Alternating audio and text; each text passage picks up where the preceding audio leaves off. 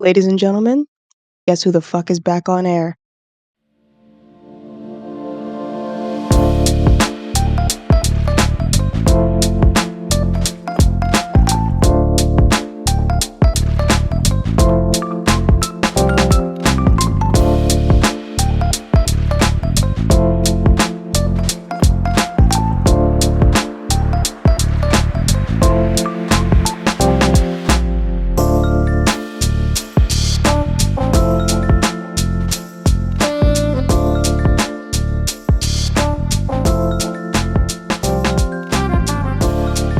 Welcome back to your Emotional Support Wrestling Podcast with Maj and Emi. I'm your host, Maj, and this is my co-host, Emi. Hello. Sometimes you need emotional support for your emotional support combat sport, and that's where we've got you covered.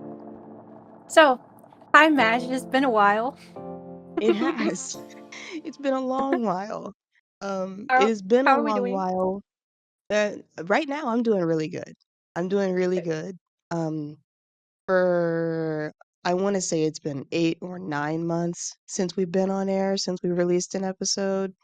I think it's been I'm not gonna do 10. the math. Okay, all right, 10. I'm like, I can't do math, so I'm not gonna try. But yeah, I'm doing really good now. I went off the rails pretty quickly, in like June of last year. Mhm, Um, like real, ooh, it was bad.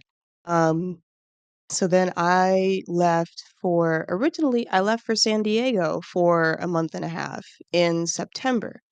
Um, because I ended up let me back it up a little bit. So November 2 years ago, my life started to really, really speed up. Um, then around May, June, July of last year, it started mhm. to reach heights that were dangerous. And because of that, a crash sent me to the mental hospital for the third time. That was in August. Mm. Um, then from there, September, I went out to San Diego for mental health help. Stayed in California for the next 5 months. No, a total of 5 months. The next 4 months post San Diego, I was in West Hollywood. And I had to do so much and go through so much to now be okay enough to be on this podcast. But we did it. Hey, look, there's a reason that the name of this podcast is called Emotional Support Wrestling, and it's because we take mental health very seriously around here. And when we need to take the breaks that we need to get better for ourselves, those are good things, we appreciate those things. So Yes. yeah, I'm really glad that you're doing better and that you're here with me again. Uh, I'm glad to be back too. I didn't expect myself to cry. Oh, But like I'm really happy to have you back. thank you. Yeah, you're welcome. Now you're gonna get me. How could you? I'm sorry, I didn't mean to do that. I didn't expect myself to do that. I'm really happy that you're still here with me and that you're doing much better and that we're all gonna, we all make it through this life, but we have to do it together, you know? So, how was it? Did everything go okay? Like, is there anything that you'd like to tell us or like anything that you learned or, you know, anything that you'd like to share? Um, I will say, probably as an explanation for why I am the way I am, I have bipolar disorder. So Okay. that's what took me out. Was bipolar Okay. disorder. A fun thing about that is that around the time between like 18 to 21 is when like the serious symptoms start to come out, like say the mania and the hypomania and the episodes of destructive behavior and fast-paced living, which is what happened to me around Mhm. the time that I turned like 20. So that's when Mhm. that just happened. And then turning 21. I've had this when I was 17, I went to the mental hospital the first time. 19, I went to the hospital the second time. 21, went to the third time. So 23 might just be a bad year for me, but hopefully not. Hopefully not. Um, Hopefully not. hopefully not. So yeah, I learned a lot of things about how like I uncovered a lot of really, really bad things that happened in my past that affected me today that I've had to since work through. Um, I've learned how to be a forgiving person, how to be kinder to myself, and why being kinder to others is helpful. And I went through like hating yourself and heartbreak and trying really hard for things and then just kind of realizing things are not in your hands as much as you think they are. And once you release that white knuckle grip that you have on your whole life, the easier it is to actually overcome things and receive things. Because if Mhm. your hands are out and they're open, instead of white knuckling what isn't actually there, you receive a lot more than you think you do. Yeah, So that's one of the main things that brought me back. that's good. Yeah, it was just it was necessary and I'm glad that it happened so well, that it went through so well. Because for a lot of people that I was with in those spaces, it didn't turn out as well. They didn't learn as much. It wasn't their time to be hearing all of that. So, I think sometimes you have to realize that whatever you're doing isn't working, so you become more open to hearing from other people. And it's like you said, like the white knuckling thing. Like those people are still white knuckling it. But when when you realize that nothing has changed and nothing is working, that's when you open yourself up to that and are more willing to hear other people out that can help you. yeah. Uh, Yeah, that's exactly what it is. Well, I'm glad you're okay, Madge. I'm happy to see you. Um, I'm trying to think what has happened in my life since you've been gone. uh Mhm. um let's see. I finished my second year of school, so I got my associate's degree in English. Hey! um uh so my counselor told me that if I wanted to, I could become a substitute teacher, and I was like, oh, no. No, that's no.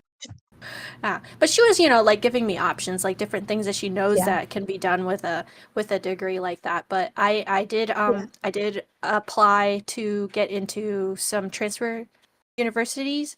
So I did get into two or three, I think. So Hmm, I've decided on staying here where I live for now, just because I don't know the financial situation going into it, so I don't want to make things unbelievably harder for me. makes sense. Um, and my parents are, they're very supportive of me finishing school, no matter what. So as long as I keep at it, they're gonna help me, um, which I appreciate. I love that about them. Yeah. Um, uh, I did I did apply for a job at the library, which didn't work out because I did not appreciate the way that HR spoke to me about asking me for a signature on a piece of paper. I don't blame and you at all. and I'm just like, if this is the way HR is going to treat me when it comes to a signature on a piece of paper, I don't know that this HR is going to be helpful to me as a person when I have to, sign up for my insurance, my benefits, all of those different things. So Exactly. my gut instinct said this is not a good idea. So, um, I am thinking about applying to another library outside of the Houston system and going into like the county library system, which is different. So Mhm. I applied in the city of Houston. This is different. This would be Fort Bend County, which is, it's has half of Houston in it, but there's also like different ones in different in the different cities that are also within Fort Bend County. So I'm thinking that might be better. I still haven't actually looked, but that's on the docket for things that I have to do before I get started at university. Nice. Um, so yeah, that's what I've done so far, like personally. So I yeah, like it. yeah. Yeah. Speaking of school, I've been wanting to go to fashion college. I want to go in the fall, like September, October, Mhm, whenever that. I don't know if the school I want to go to does um, semesters or quarters, so I've got to look into that. But I don't mhm. have $50 for their application fee yet, so I can't apply yet. But once I do, and if I get in, we'll both be in school. Yeah, yeah. That's exciting. It is exciting doing things. Yeah. And we have to like check up on each other on that stuff to make sure that we're like pushing each other, like a little bit of motivation here and there to make sure that we're getting our stuff done. Yeah, yeah. Like like have you this is only mildly related, but have you heard Chapel Roan's The Giver yet? I have not. Um, this is like an extremely unpopular opinion. I completely understand why everybody adores her and loves her music. I just, for some reason, don't really, it's not for me for some reason. That's fair. I understand. Yeah, yeah, I don't But hate her or nothing, and there's nothing wrong with her music. I think it's great, and I love that it touches so many people. For some reason, it just doesn't get to me.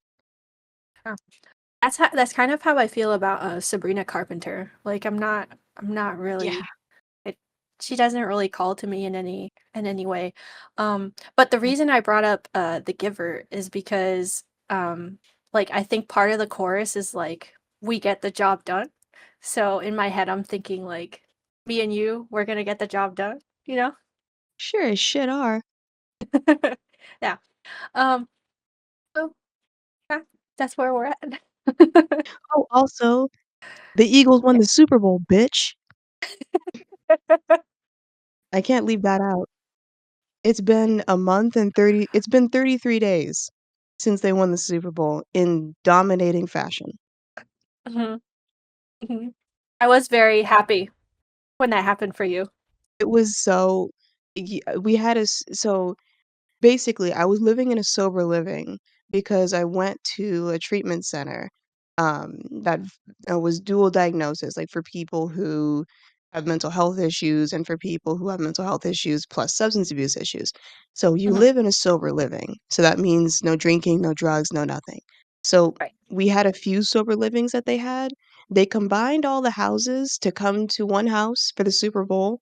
Whoever wanted to come, and we had this giant party and there were tons of people.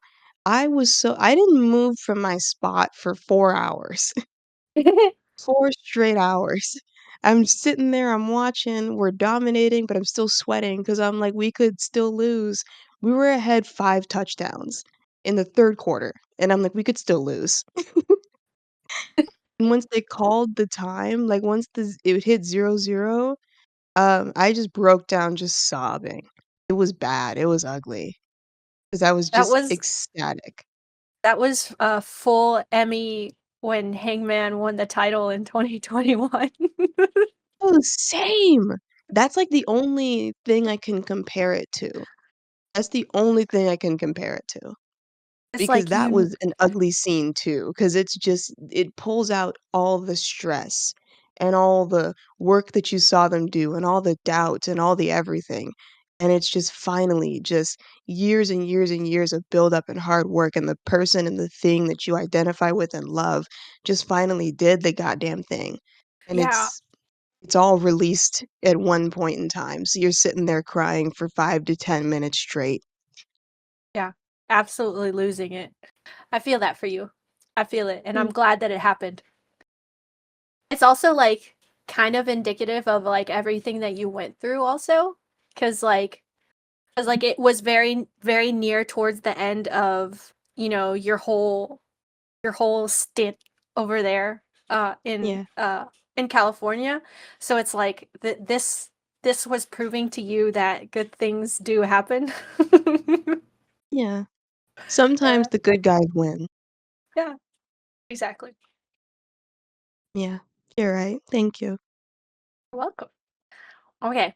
So now that we've caught up with us as people, do Mhm. you want to talk about the road so far that we missed in wrestling? Yes, because aside from, the stay in California where I was hardly watching any wrestling, there was also the point in time post Double or Nothing where my life was falling apart, where I didn't watch any wrestling. Uh-huh. So Emmy has a lot of holes for me to punch out, and, just kind of fill in, 'cause I wasn't present really, and I'm getting present now. Like post Mhm. Revolution era, I'm locking in. Locking in. Okay. So I'm gonna try to go through this like as quickly as possible. If there are parts that interest you though, and that you want me to say more about, definitely like pause me and be like, Cool, tell me more. Okay? cool. All right. All right. So we begin in June because that's pretty much when, we had to stop podcasting. Um, well, I think we wanted to podcast, but then like stuff was going on with you, and I had no time, and this and that, and yeah. So in June, Hangman returned with a banger Orville Peck video on a Saturday Collision. So basically, it was Chemical Sunset by Orville Peck playing, and it was like the video was him, and it was kind of telling this story about how he has lost everything because you can see he's moving through his house and everything is disappearing, and like the crib in his kids bedroom is disappearing, and his living room is empty, and he has like a bottle of whiskey and a glass, and he's just like pouring one out for himself, and he's legitimately just like on the floor just sitting like with his legs out like a little child. Like it's the cute it's I want to say it's the cutest thing ever, but it was so fucking sad. It was depressing. But Those like 2 things are not mutually exclusive. true. True, because I do love me some sad and pathetic. Um so yeah, that's basically what it was doing, and like the song is basically um I'm trying to think of like the chorus where it's like, when the night comes, do you sing this song? It's not a blanket, not a cradle, baby. If you think you're able, you need to take this rough medicine. Okay, so it's basically him like reckoning with everything that's happened, I guess. And it's like he knows that pretty much all of this is probably his fault in some way or another, but also at the same time like there's still like this fire in him, and he needs to like figure out a way to release it. um so yeah, in that you see Swerve and Prince Nana when they go into his house. You also see a part where um the Bucks, like you hear the voice, a voiceover of the Bucks, and I think it's like them when they suspended him, I think, because after he hurts Bryce Yeah, Remsburg at they suspended Hangman and then they fired Kenny. yes. So yeah, like you can hear you hear the audio of the Bucks suspending him while he's sitting on the floor, like looking down at his feet with the drink in his hand. And it's like it's just all these things going wrong for him, right? And we have to be reminded of them because it's been like 3 months since he's been on TV. So yeah, it was just like really, it was good. It's a good video. But it was just a video, and it just appeared on Collision without any of us knowing anything. And then I guess the next week is when he showed up as the mystery opponent for Jeff Jarrett in the Owen. Right. Um So he beats Jeff Jarrett in the Owen, which is sad for a whole lot of people because Jeff Jarrett did cut a pretty good promo and made everybody feel like, oh yeah, maybe he has a shot and this and that. And it's like, I was also feeling something for Jeff Jarrett after that promo. I'm not going to lie to you, but it's Hangman. And I'm sorry, but if I have to choose between Jeff Jarrett and Hangman, it's going to be Hangman. So, That just um, reminds me of this one. You don't know what this is because you do not have TikTok, and it needs to stay that way. Because yeah. once you're sucked in, you're in, and it's Uh, terrible. Um, yeah. but there's this one, and it's like, "Girl, fuck them kids and fuck you too." That's how I felt about, like, people, like, wanting, like, Jeff Jarrett. I'm like, "Fuck Jeff Jarrett and fuck you too." Playful, of course, but I'm just like, "Get this old guy out of the goddamn ring and let Hangman just run rampant." Right. That's how I Hangman just has to do everything. Like, he has to Mhm. be everything, or I'm gonna fall apart at the seams. Yes. Yes, absolutely agreed. Okay, so after he beats Jeff Jarrett, they have a exclusive video promo backstage, that, like, absolutely ended me as a person, which I'm still in shock at the fact that they did not replay it on the next Dynamite, because why? Because why didn't you put it on TV so everybody could see it? Because not everybody has Twitter or Instagram. And it's like, what are you doing? Anyway, so he cuts his banger promo and is basically like, you, like, he broke into my home. He threatened my family. And you chose him. And he's talking to us. He's talking to the Yes. audience, you know? He's like, Oh, yes, I remember this one because there were so many when Tyler, the Creator, dropped Chromacopia, I yes, couldn't I go remember. 2 seconds without hearing an edit from of anything at all next to, "Like Him," the song "Like Him." It's about Tyler and his father and all of that, but, um, when they released that promo, I did watch it. I remember it solely because of this one edit that I saw, and it's like, "He broke into my home, he threatened my family, and you loved him for it." Yeah. Um, and then it broke out into, like, the it took that moment of Hangman Adam Page, incensed and furious and broken and everything, and then they looped it back to "Do I look like him?" And it's him walking out in Virginia with the AEW title. He's all golden curls and light colors and smiles, and the crowd is Oh. adoring him, and it's I gotta send it to you. I don't know if you ever saw it or not. I think you would like it, actually. I think I have heard at least one Chromacopia edit to the promo, but I can't remember if it was that specific. But I do know that there were a lot of edits for that specific promo because Absolutely. it was 'Cause so it's good. so it's pivotal. It's phenomenal. Yeah. Like that was my besides like the promo that happened right before All Out.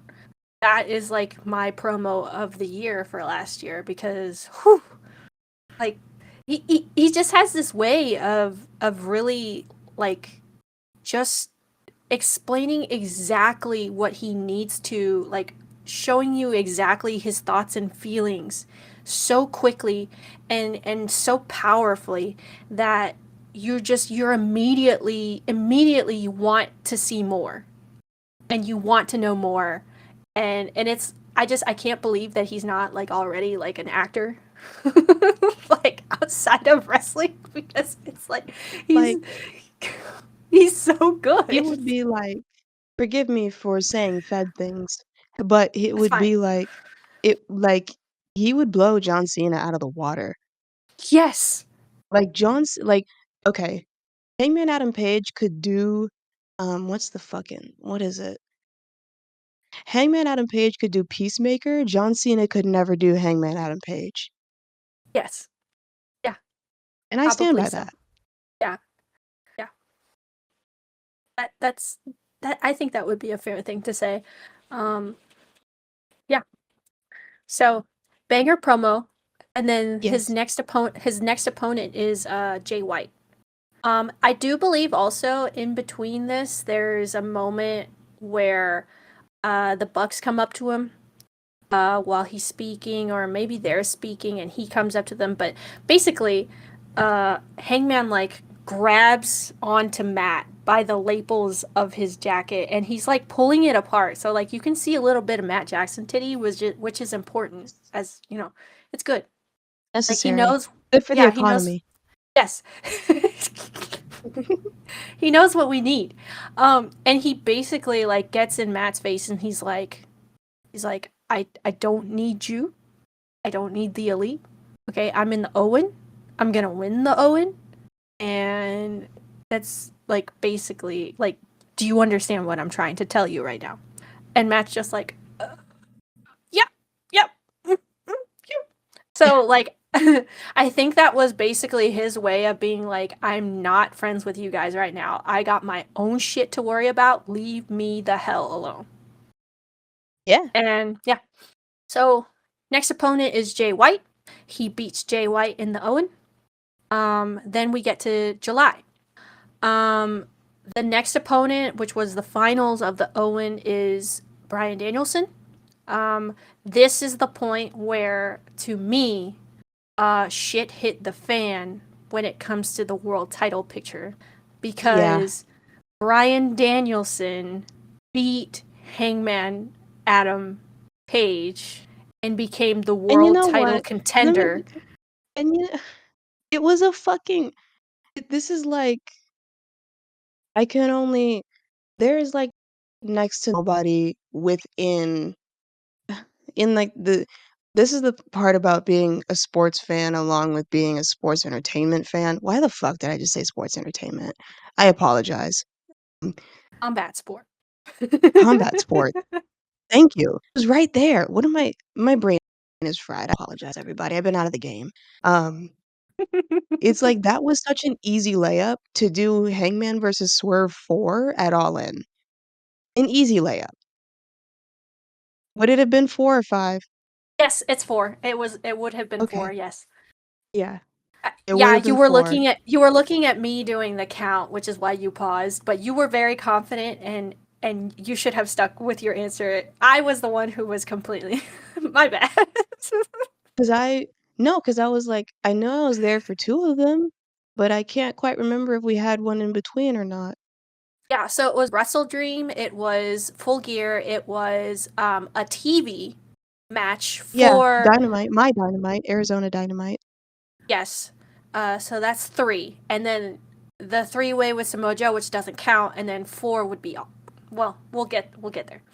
Oh, But yes, we'll get there. the next in the sequence would be the fourth. Yes. Yeah, and then you were very right. Once I'll stand by this till the day I die. Bryan Danielson did not need the title to retire, and he shouldn't have had the title because that shit was ass. And he didn't even retire. He didn't. Yeah, he's still here technically. And he also said, "This is just my last year as a full-time wrestler." Ah, kill me. That's what he said. And then pretty much through July and August, he kept doing interviews in which he would tell people, I don't want the title. I don't I want to hate it be here. world champion. I can't do this anymore. It's it really felt like he was honestly trying to tell Tony without telling Tony, do not put this belt on me. I'm not gonna do anything with it. Bro, please, bro, don't do this to me. Which like in and of itself is hilarious. It's like, yes, this is quintessential Bryan Danielson. He doesn't want to do more work. He's unambitious. He's unambitious. He said this. He said this. Like, I remember, wasn't there like some sort of WWE assessment that he took when he was in WWE, and it was like assessing like ambition, professionalism, or like pretty much anything that has to do with your career or like your identity as a person. And he was like, "Yeah, they said I had no ambition." Yeah, when he was doing the original NXT. Yeah. I'll never forget that because that's like this is not like a knock on BD. That's him as a human being, and you can tell. And It's not that's that he doesn't fine. work. It's not that he doesn't work hard. It's that he only wants to work as hard as he wants to work. Yes. Yes. And I so relate to that. I do. Me I too. relate to that. That's like me as a person. Like I don't want to work for capitalism. But if you put me in a job where I get to do the things that I like to do, like be a librarian or reading books every day or editing books or talking to authors and figuring out, stuff that has to do with like the book industry, I will be all over that shit. And I will love it because that is what I love. I love the thing, like the book things. I love that. He loves the wrestling things. But the thing about the wrestling industry is it's not just the wrestling, it's also the character and the story, and he has no interest in that. Yeah. I don't know how you know that about a man and then put the company on his back. I don't that doesn't follow, but okay. Go ahead. Go ahead. Go ahead. Yeah. So so this completely ruins Hangman's Day because and it was so funny because I think I remember very clearly after he lost that immediately you could see it in his eyes. It wasn't that he was disappointed, it's that he was moving on to the next thing. How can I get to what I want? There was no disappointment. There was no, it wasn't a frustration like you would have expected of this hangman that is now full of fire, and fueled by rage. It was a, how do I get to the thing that I want, which is Swerve. I want to get to Swerve. So rather than be like viscerally angry at losing, he's looking, how can I get there? How can I get to Swerve? So he goes to, I don't remember. I think it might have been that week or it might have been the next week, but he goes back to the Bucks and he's like, fine, I'll be in the Yeah. in the I'll be in Or blood and blood and guts. guts. Yeah. Blood and guts. Yeah. Well, that's right, because they were approaching him to be in the match, Blood and Guts. I forgot about that. Yes. And Swerve ended up being in blood and guts on the other side. And that's when he's like, okay, fine, put me in blood and guts. Yeah. Put me in, I'll do coach. it. Yeah, put me put me in, coach. Um, yeah. So then blood and guts comes around, and he like completely loses his damn mind. Like he like ties Swerve up to the cage, and he like gets in his face. He starts beating him, and he goes, "I'm going to eat you alive." And it's like, oh my god, you're so deranged. I have like, I love you. I love you. Mhm. You are Um, crazy. You're such a woman right now. I love this. women are my favorite guy. Yes, women. Guy is my favorite woman. Yes. It's, yeah, I didn't end up this was at a point where I was starting to this was July, so this was, like, the worst month of my life, I think. Yeah, and Um, like, I remember your reaction to Blood my and Guts. breakdown was bad 'cause I was just so incensed. I'm like, "What the f do you mean he didn't fucking win?" Yeah, it was bad. Yeah, you were like, they didn't even win. Also, this Blood and Guts was ass. I hated it. I It was hated the it. worst Blood and Guts to you. Ah, It was the ah. wor I maybe I need to just rewatch it. I'll stop myself. Maybe I need to rewatch it with a new appreciation for things and a non, I wanna kill myself demeanor. Um,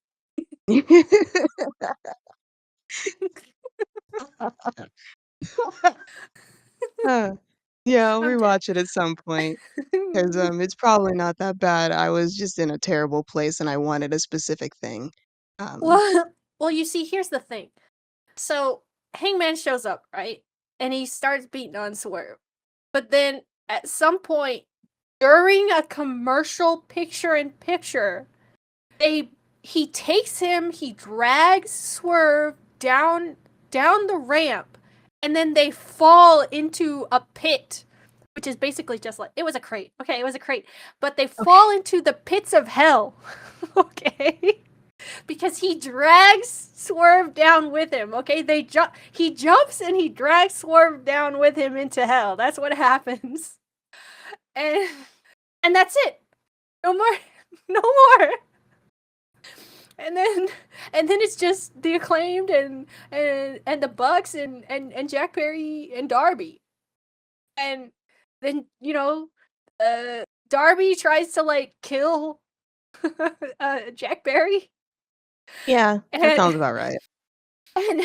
and Matt's like, no, don't do it. Don't do it. Don't do it. We surrender. It's fine. Yeah. Fine. You win. Yeah, the more you talk about it, it's still the worst one. Okay. I do think it was cute that Matthew was the one who surrendered for Jack. I do think that was cute. Um, I did find it important that Jack was the MVP of that match for literally like as soon as Darby brought out that like machine flare flamethrower thing, that he was like, yeah, fuck it, like I'm just gonna die now. I'm fine with that. Like, let me die for everyone's sins. I'm okay with that. And I was like, fucking yes, Jack Perry!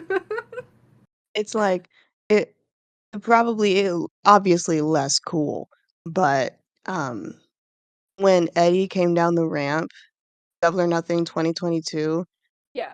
I was so caught up in the euphoria of maybe seeing a man die that I completely lived in a world where wrestling was real. That I should can just be one imagine of that's your kind of what you. catchphrases. Hmm? It should be one of your catchphrases because I've heard you say that at least six. I know, I know. And it's It's always just it's always about Eddie Kingston. that was the thing I've ever seen in my life to this day. That was pivotal to me as a human being. Was I have that photo in my phone still. I think about that all the time. That's my Roman Empire. Is I think about Eddie Kingston coming like a can of gasoline, full seriousness. He was not going to be stopped. Blood drenched. Blood drenched all over He's his like white shirt. practically stumbling down the ramp, but he's so determined that he's not stopping. He just climbs in the ring, takes the gas son of a bitch, takes the can of gasoline, dumps it on Jericho, and just goes for it. Like, he was gonna drop that lighter. He was gonna do Oh it. yeah. Oh, he was gonna do it for sure. Fucking Brian Danielson. God damn it, man, you fuck up everything that's cool. So obviously the elite loses. Yeah. Um and then also in July, after Blood and Guts, Hangman loses to Darby for no reason. So we're just doing anything now? I think the thing is that Darby is on a winning streak from then on out, and he Oh, gets yeah. some. He ends up in some sort of tournament where he ends up getting world title contention at some point. Yeah, At some point I forgot about that between line. Yeah. between all of this, yeah. Yeah, we'll get there. So we fast forward to All Yeah. in August. Um, oh, I forgot. So, yeah, Hangman loses to Darby, but during this weird after Blood and Guts, before All In, Hangman is having these weird issues with Jeff Jarrett, and pretty sure it's because of Jeff Jarrett's promo and then Jeff Jarrett losing to Hangman. And, like, I guess Jeff Jarrett thinks that he's like, he can give Hangman advice now. We know how that goes. So yeah, at some point, Hangman beats his own motherfucker's ass again. So they're not friends. Um. So Hangman. Uh. Yeah. So he's had issues with Jeff Jarrett. And then All In happens. Um. So I got to go to All In. It was supposed to be me and Madge, but because Madge was having her mental health crises. Uh, Yes. I did get the chance to go with a different friend of mine, uh who we talk a lot on like Discord and stuff. Um, it was really nice. I got to meet a whole lot of friends from my Discord chat. So shout outs to them. I love them dearly. Peter, Mel, Trish, had a good time. Susie, yeah, everybody. I just had a really good time, and I got to, hang out with people that are from there, and they got to show me a great time. I got to go to museums and see the monuments and stuff, all the touristy stuff, and then some non-touristy stuff, which was really cool. I just had a great time, and I love London, like as a city. It's so nice, and I love that they have really good public transportation. Like they have the tube, which was very easy to navigate, by the way, just with a map and an app. So eat shit, Philip Brooks. It was a good time, and it was nice. Like the weather was nice, and it was such a great reprieve from the burning hell that is Texas in May, June, July, and August. It was really I'm a nice. little worried about all that. What? I'm a little worried about all that. It's You gonna be mean like okay, but cause you're coming with me, right? To All In? yes. Yes. Yeah, July is gonna suck. My hair.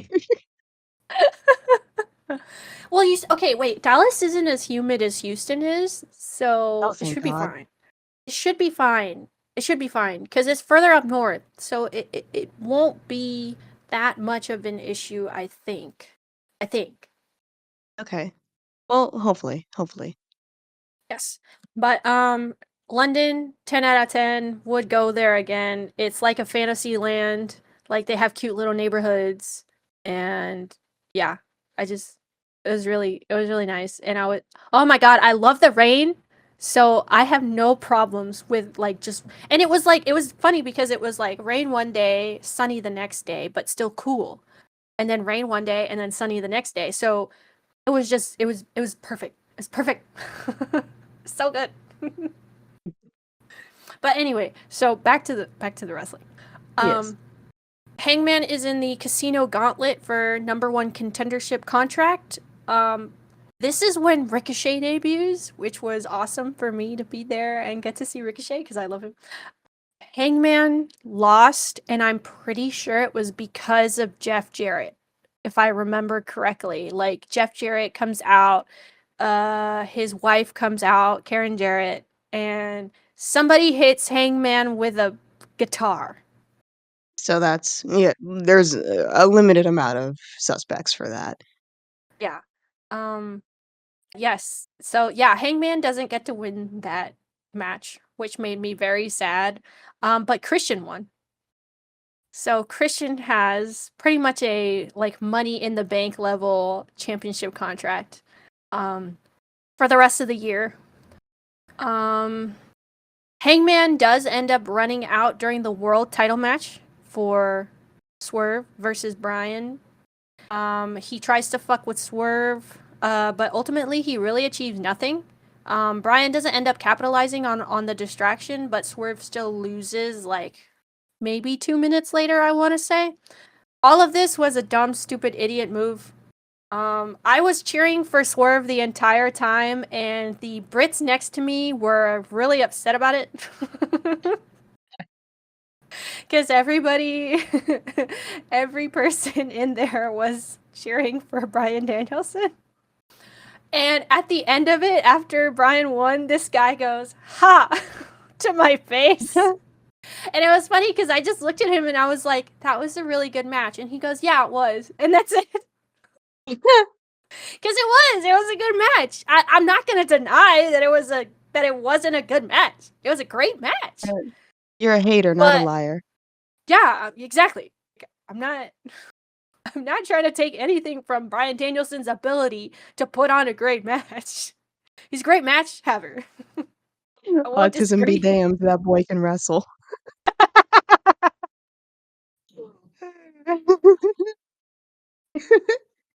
Oh my god. Yes. That boy, he sure can wrestle. No, but seriously, because Yeah. Swerve did such a good job. Like all of August was Swerve trying to carry this man into a good build for this pay-per-view. And he dude was giving him nothing. Like nothing. It got to the point where Eddie Kingston cut a promo from his couch at home with his broken ass leg and was like, "Brian, what are you doing?" Like they had to make one of Brian's worst enemies be like, "What is up with you, dog? Like why aren't you it seems like you don't even care about this shit." Because he doesn't care about this shit. And I feel like they only even pivoted to Eddie saying something because the build was going so badly. It was like, Ryan, why don't you care about it? Like just care like a little bit. Like you need to care like a little bit. Just a little bit more. Because it didn't even feel like he was like acknowledging Swerve in any way. The few times he did talk, he would talk about the championship and he wouldn't talk about the champion. And I'm like, No, he didn't like do you know who he is? Do you know who he is? you can't have a motherfucker who's vying for a title who doesn't have any animosity or admiration for the person who's holding it. Otherwise, there's nothing there. And then he's like feigning that he cares about the title because he doesn't fucking care about the goddamn title. When was the last time that man cared about carrying a title in his career? Never. Because even in the Max feud, he didn't care about getting the title. He cared about hurting Max. Wait a minute. Holy fuck. I forgot that happened. Okay, here's the thing. Little tangent. There's no human possible way I could forget the Danielson Max feud because I remember so vividly. That was the first year they had Dynamite in Phoenix. I remember the Maxwell "My fiance left me" promo so vividly, and I remember that Danielson was standing in the ring for it. That's why I will never forget that that happened. He was standing in That the was ring. Did he do anything? No. no. Yes, he did. Yes, he did. He did? Because that's when he said, "Yeah, you I'll hold my deserve hands that up. to happen to you." That's what he said, "You deserve that to happen to you." See, the thing is that he works so much better as a heel because he is a self-righteous bastard. Yeah. Like, he looks down on people. He is a condescending person. It's Like, at crazy for least someone who's 5'8". it's Sorry, go ahead. it's just like every time that he's played a heel, he's played a character that actually has a personality. Whereas when he's a babyface, he doesn't have a personality at all. At least when he's a heel, it's like, yeah, he is a condescending prick and you hate him. Yeah, And like I would punch him in the face. Yeah, that makes yeah. sense. It works for him. And for some reason, he puts his all into that. And it's like, He yeah, puts his maybe he whole pussy in is. it. Maybe he is like that inside because it's so easy. It's so It's easy. really easy. It's really easy. uh, it's just Oh, Ryan BD. Danielson, man. Yeah. Ryan Danielson. Alright, So, back on track. um, back on track. So Swerve, the next Wednesday after All In, he confronts Hangman, and Hangman has like completely lost his mind at this point. Like he's just saying crazy shit, and he says Swerve's not a champion. He'll never be a champion. This and that or whatever.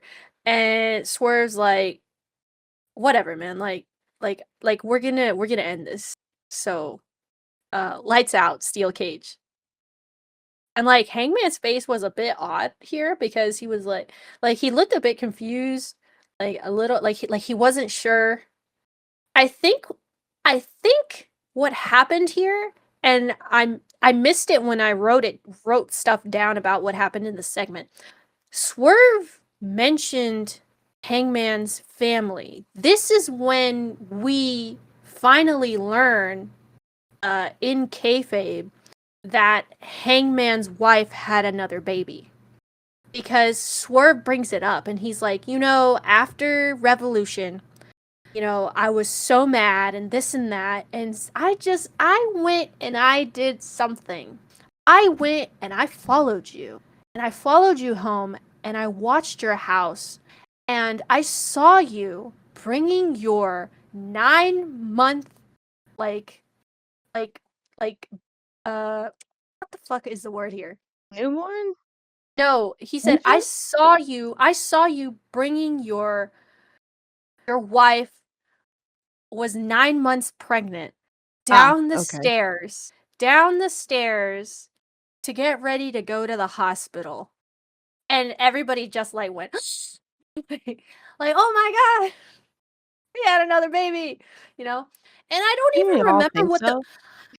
I don't remember what the point of him saying that was, other than to remind Hangman that I am a psychopath and I will follow you to the ends of the earth. And I know things about your family that nobody knew because I'm still watching you, you know? Yeah. And like, I think that's why Hangman had that like funny, confused look on his face, like, holy shit, like, of all the, like, I took precautions, but I was not taking precautions at that point, you know, probably, or like how long, like, I need to find the words here. How is it that this man is still finding things out about me? How is he still violating my privacy? And I think at that point, when that happened, is when he knew that he had to do something crazy. Yeah. It's time to get, freaky. And I think that's why the next week, right before All Out, on Wednesday, when they were supposed to have their contract signing, instead of showing up to the contract signing, Hangman decides to show up to Swerve's childhood home, the one that he had just bought, and he decides that he's going to do something terrible to it. So, so this is like the greatest promo of 2024, where Hangman starts off. So Swerve is in the ring. He's waiting for Hangman, and Hangman's not coming out. And Swerve's getting annoyed. And then finally, Hangman shows up on the big screen, and is smiling for the first time in months. And it's like the most it's the scariest, but also genuine smile that I've ever seen come from him. Like, I don't know how he did that. I don't know how he made himself that scary and also so genuine in his glee of tormenting this man about what's about to happen.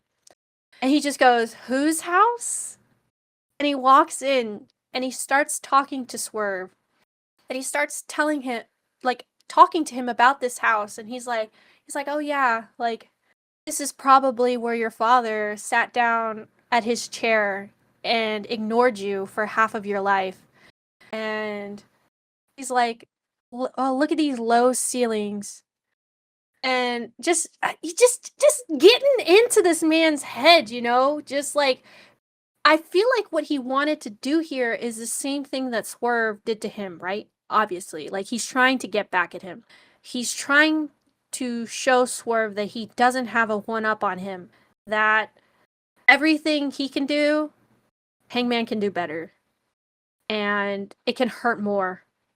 And that's what he wants. He wants Swerve to hurt as much as Swerve made him hurt. And he wants him to feel as violated as Hangman felt violated by Swerve showing up in his house. So that's what this is, right? And as he's talking, you barely catch a glimpse of a red can of gasoline. And you hear the sloshing of the gas as he's pouring it on to these different areas of the house. And he finally walks outside as he's still speaking. And then there's a chair in front of it, front of the house, the back of the house, I should say, because he starts from the front of the house, comes toward, ends up through like a back door. And this armchair is facing the camera. And he sits down And he takes a swig of his drink that's right there. Like, he makes himself a drink on this little stand. I don't know what the hell he was saying because I really don't care at this point. Like, it was the greatest thing I've ever heard at that point in time in my life. And I'm just watching his face and his body language. And the last words that he says before he lights the match and sets this house on fire is Swerve's house. So he goes from whose house at the beginning, and the last words he says are Swerve's house. And he lights this fucker on fire. And this thing explodes. Like, boom. It just goes up in flames. And this man does not flinch. He does not flinch. I'm pretty sure he seared the back of his head, but this man did not flinch. I remember seeing the backs like them filming that Mm-hmm. happening. They genuinely set that bitch on fire. They set that bitch on fire. It was one take. And he's sitting not 50 feet away from it. No, not even. Doesn't flinch, doesn't move. He Doesn't don't move. move. No. And it's like, wow, this is the most badass man ever. Ever. Yeah. It's just, yeah. And also, it's like he has gone as far as he can go, I think. Like, up until this point. Now, he could go further. He could go further. The difference in what he did and what Swerve did is that Swerve not only violated his home, but if his child was truly there and his wife was truly there in the house, then that was not just violating his home, but it was violating his family. It was the threat of I can do something to hurt your family. Whereas what Hangman did, he was basically I can hurt your property and the things that are dear to you because I know that this place means a lot to you and it's forever going to be stained with what I have like, the memories that you have of this place are forever going to be stained by what I've done. Which is like absolutely insane. But he didn't hurt anyone. No, I think that's a thing with Hangman's philosophy of being just a person, is that he won't make things out to be necessarily going to harm you and people around you. He's usually not like that. When he's on No. his own, when it comes to his own philosophy, his own personal gain, like when he's not anybody's puppet, when he is simply Hangman Adam Page, he does have a code he goes by. He will stretch it out, he will bend it, it will not break though. And that No. is, this is between you and I. So Yeah. what he did to Swerve was he damaged his heart. He didn't damage anybody else. Yes. Exactly. You love to see it. He's so good. So after that, we have All Out, which is like the greatest cage match that I've ever seen with my own eyes. Sorry to the rest of them. Lucha Brothers versus Young Bucks. I send you a kiss to the sky. I'm sorry, but this shit was banging for me. It was just so Mm. good. It was You're brutal. gonna kill me because of this. Okay. I still have yet to see it. Because All Out happened when I was, like, on phone lockdown, like, Yeah. everything lockdown. I still haven't seen it. There's a lot of wrestling that I just haven't seen, and I'm just like, "We're 6 months past it at this point. I might as well I can watch it later. Yeah. I know what happens, so it's okay, but I will watch Yeah. it eventually because it sounded amazing, and I love violence." Mhm. There was like lots of references to the Texas Death Match here. At some point, I know that remember how uh was it Hangman who stapled things to faces in the Texas Death Match that you remember? Hangman stapled his kids' drawings to, Swerve's face. Yes. Um, so now I'm confused because I can't remember if the opposite happened. Yes, the opposite happened. So pictures of Swerve's house, Swerve stapled them to Hangman's face. I believe is what happened. Which I thought was fucking chef's kiss, like beautiful, like yes. Um, there was a lot of like vampiric things that happened in this as well. Like I know we had the blood drinking in the Texas Death. In this one, Hangman had a wooden piece of Swerve's house. It was charred and it was like like what they call it? It was like scraped down to a spike. Whittled. It was whittled down to a spike, and he like tried to like go at Swerve with a spike. It was crazy. Was it like Mission Impossible, like down to like the cornea, like nearly sitting him in the eye? Or how did he do it? Um, I don't remember. I can't remember how Aw. close he got, but it was like, but like wooden stake, you know, trying to kill a vampire. Um, Yeah. very nice.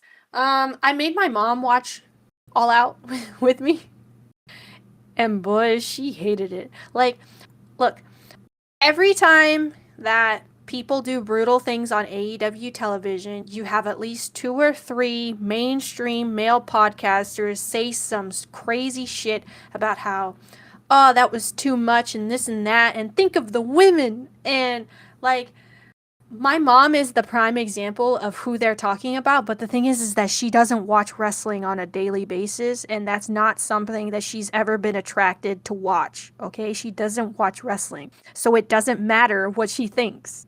Okay, Yeah. the people who watch wrestling are absolute sickos and freaks like me. Okay, Yeah. just every single woman that I know that watches wrestling was like, holy shit. Like, this is amazing. There were very few of them that were like, yeah, I didn't watch it because that's not my thing.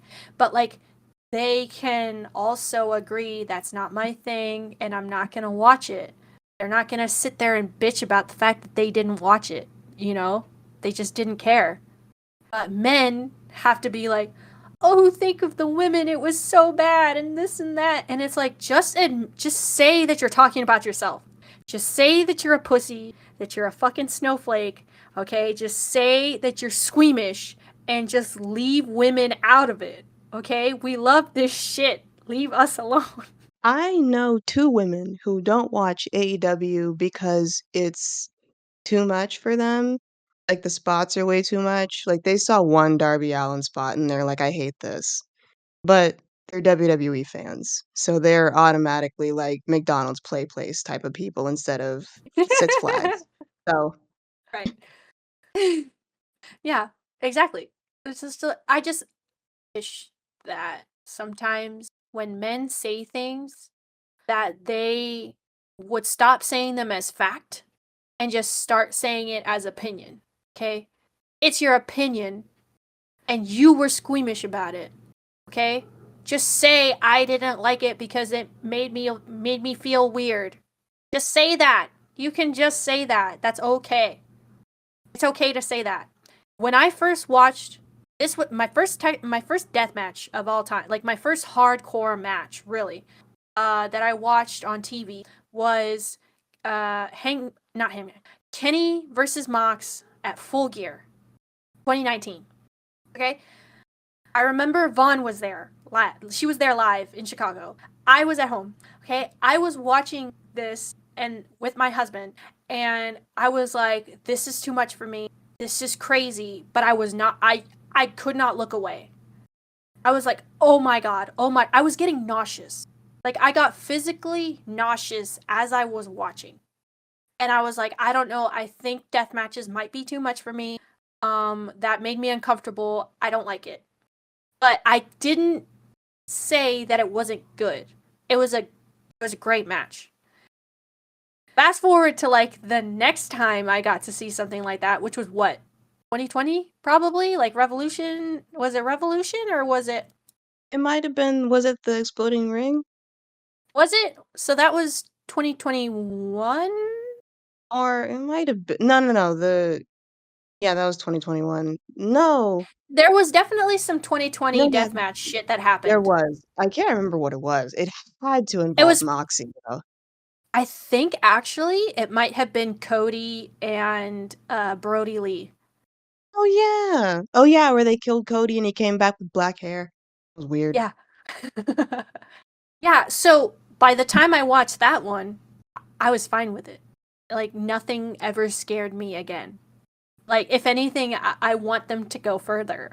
Yeah. I want to feel more, you know, because that first time made me nauseous and I want to feel disgusted again, you know? And the thing is that every like subsequent time I just feel more and more elated as I'm watching. Yeah. I think it unlocked a piece of my brain. It's like Six Flags. You wanna go on the next highest roller coaster, Yeah. and I fucking love roller coasters. I'm not the biggest fan of roller coasters. I've only been to roller coasters at Disney World, and those are fine. They can be a bit too much for me at times, but like I enjoyed them. Now, I haven't been anywhere else since, so I can't say that I haven't unlocked a new level for me, you know? Like maybe that was just like my since that was my first and second time, I was like getting used to it, to just being on roller coasters. And then if I win again, maybe I would be like, yeah, fuck it, let's go on the next thing so I can feel something like scarier, you know? Um, but yeah, death matches are great. I love a death match. I want to see blood. I want to see glass go in people's like backs. I want to see I want to see thumbtacks, even though thumbtacks are probably the worst for me. Like those I do love freak me out a little bit still, thumbtacks. but they're so good. There's something I've noticed about men who say AEW death matches are too much. They're also the same men who want the Attitude Era to come back, and I'm like, that's just not those things are mutually exclusive. Like, if you watch my experience with watching death matches came from the Attitude Era, where they didn't hold back on anything. If you watch a Mick Foley match, honestly, they low key don't really hold a candle to what like modern death matches, like professional ones, are able to produce. It's like, because it's honestly Mick Foley carrying the whole thing, but you can't say you want the Attitude Era to come back when they were pumping out death matches almost every week. Every pay-per-view was a death match. If you had Mick Foley in the mix, he was doing something crazy. Like, you're also the type of people who say him jumping off the cage, Hell in a Cell, was, like, the moment of the Attitude Era, and here you are upset about staples. Like, let's Come let's on. be fucking for real here for a second.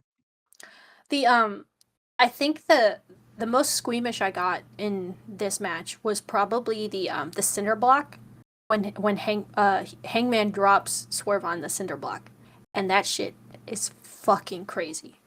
That is crazy. Like it's like the small of his back. Like it's scary. Yeah.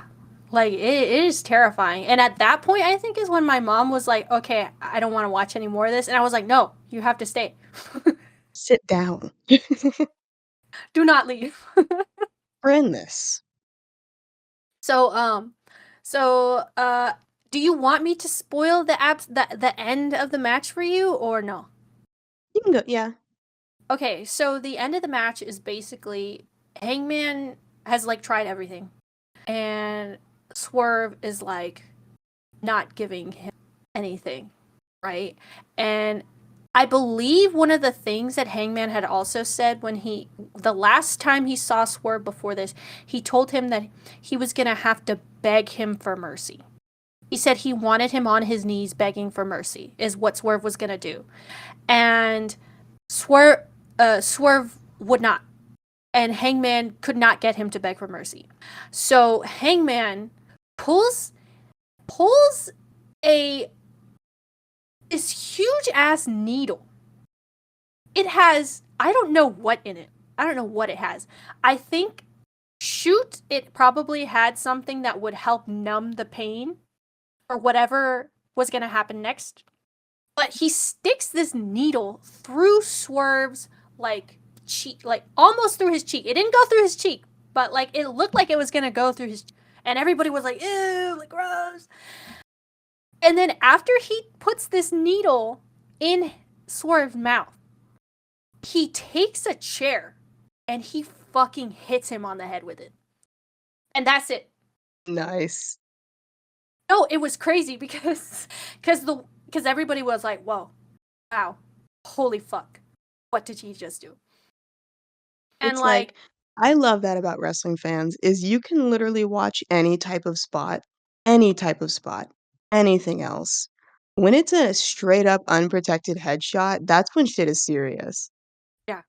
I love that because it's like it's something it's probably because of the generational trauma that, he CTE caused and shit.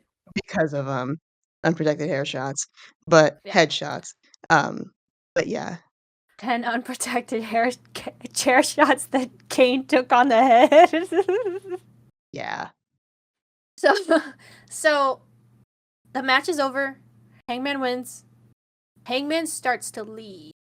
Only a bunch of like medical people come in and they start checking on Swerve, obviously. Hangman's looking at him and he's not sure what he's supposed to do. He tries to kind of go towards him and they kind of push him back. And then he starts to get out of the ring. The cage comes up, right? And as he's leaving, you can see the front of his face because there's a camera on the ramp watching him leave. And he has this look on his face like he's not satisfied. And you would think, after everything he's done, that he would be satisfied.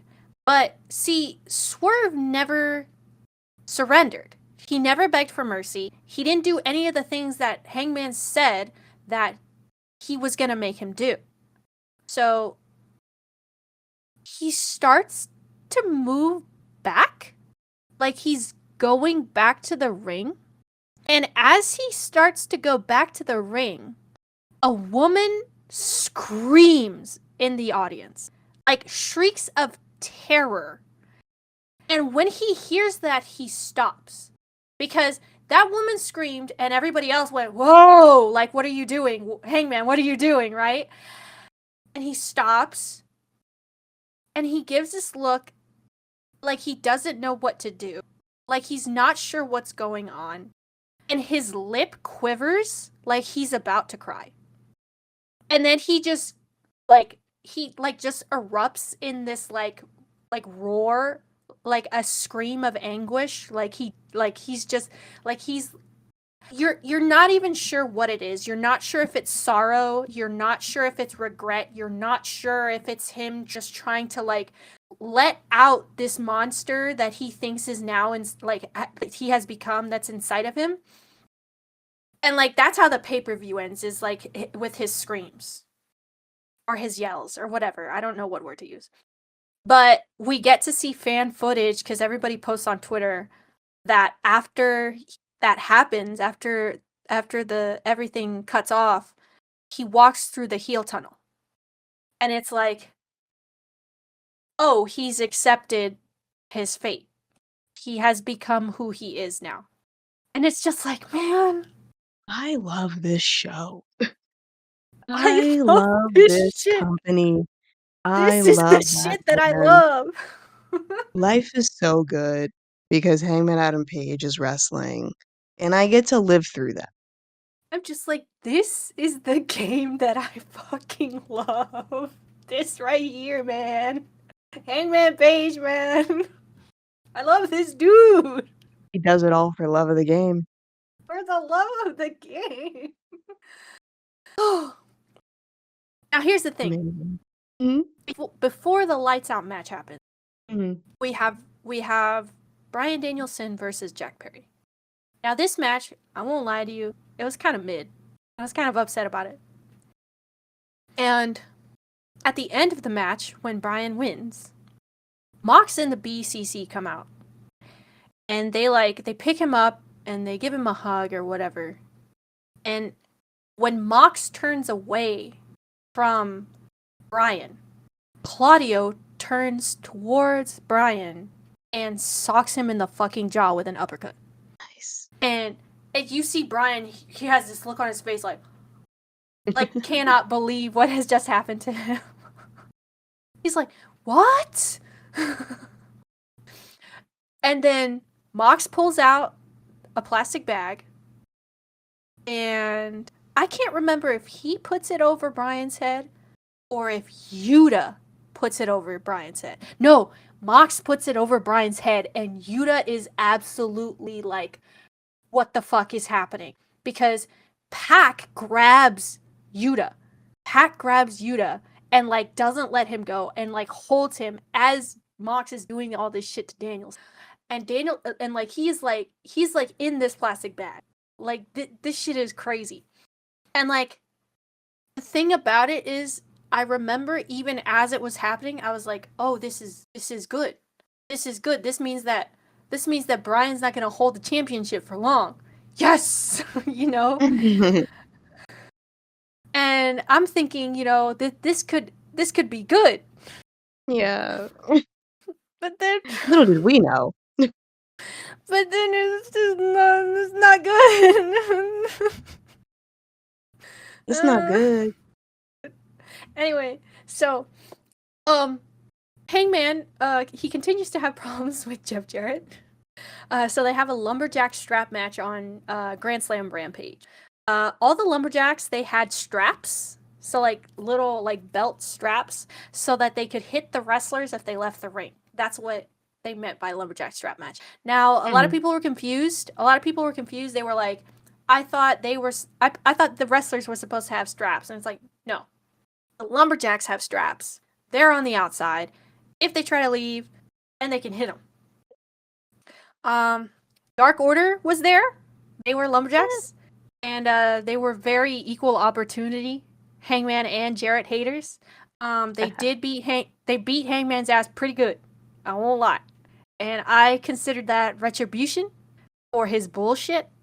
Yes. Because not only because of their friendship, how much it like died and shit as the years went on, but also because right before All In, Evil Uno was gonna be in the casino gauntlet at All In.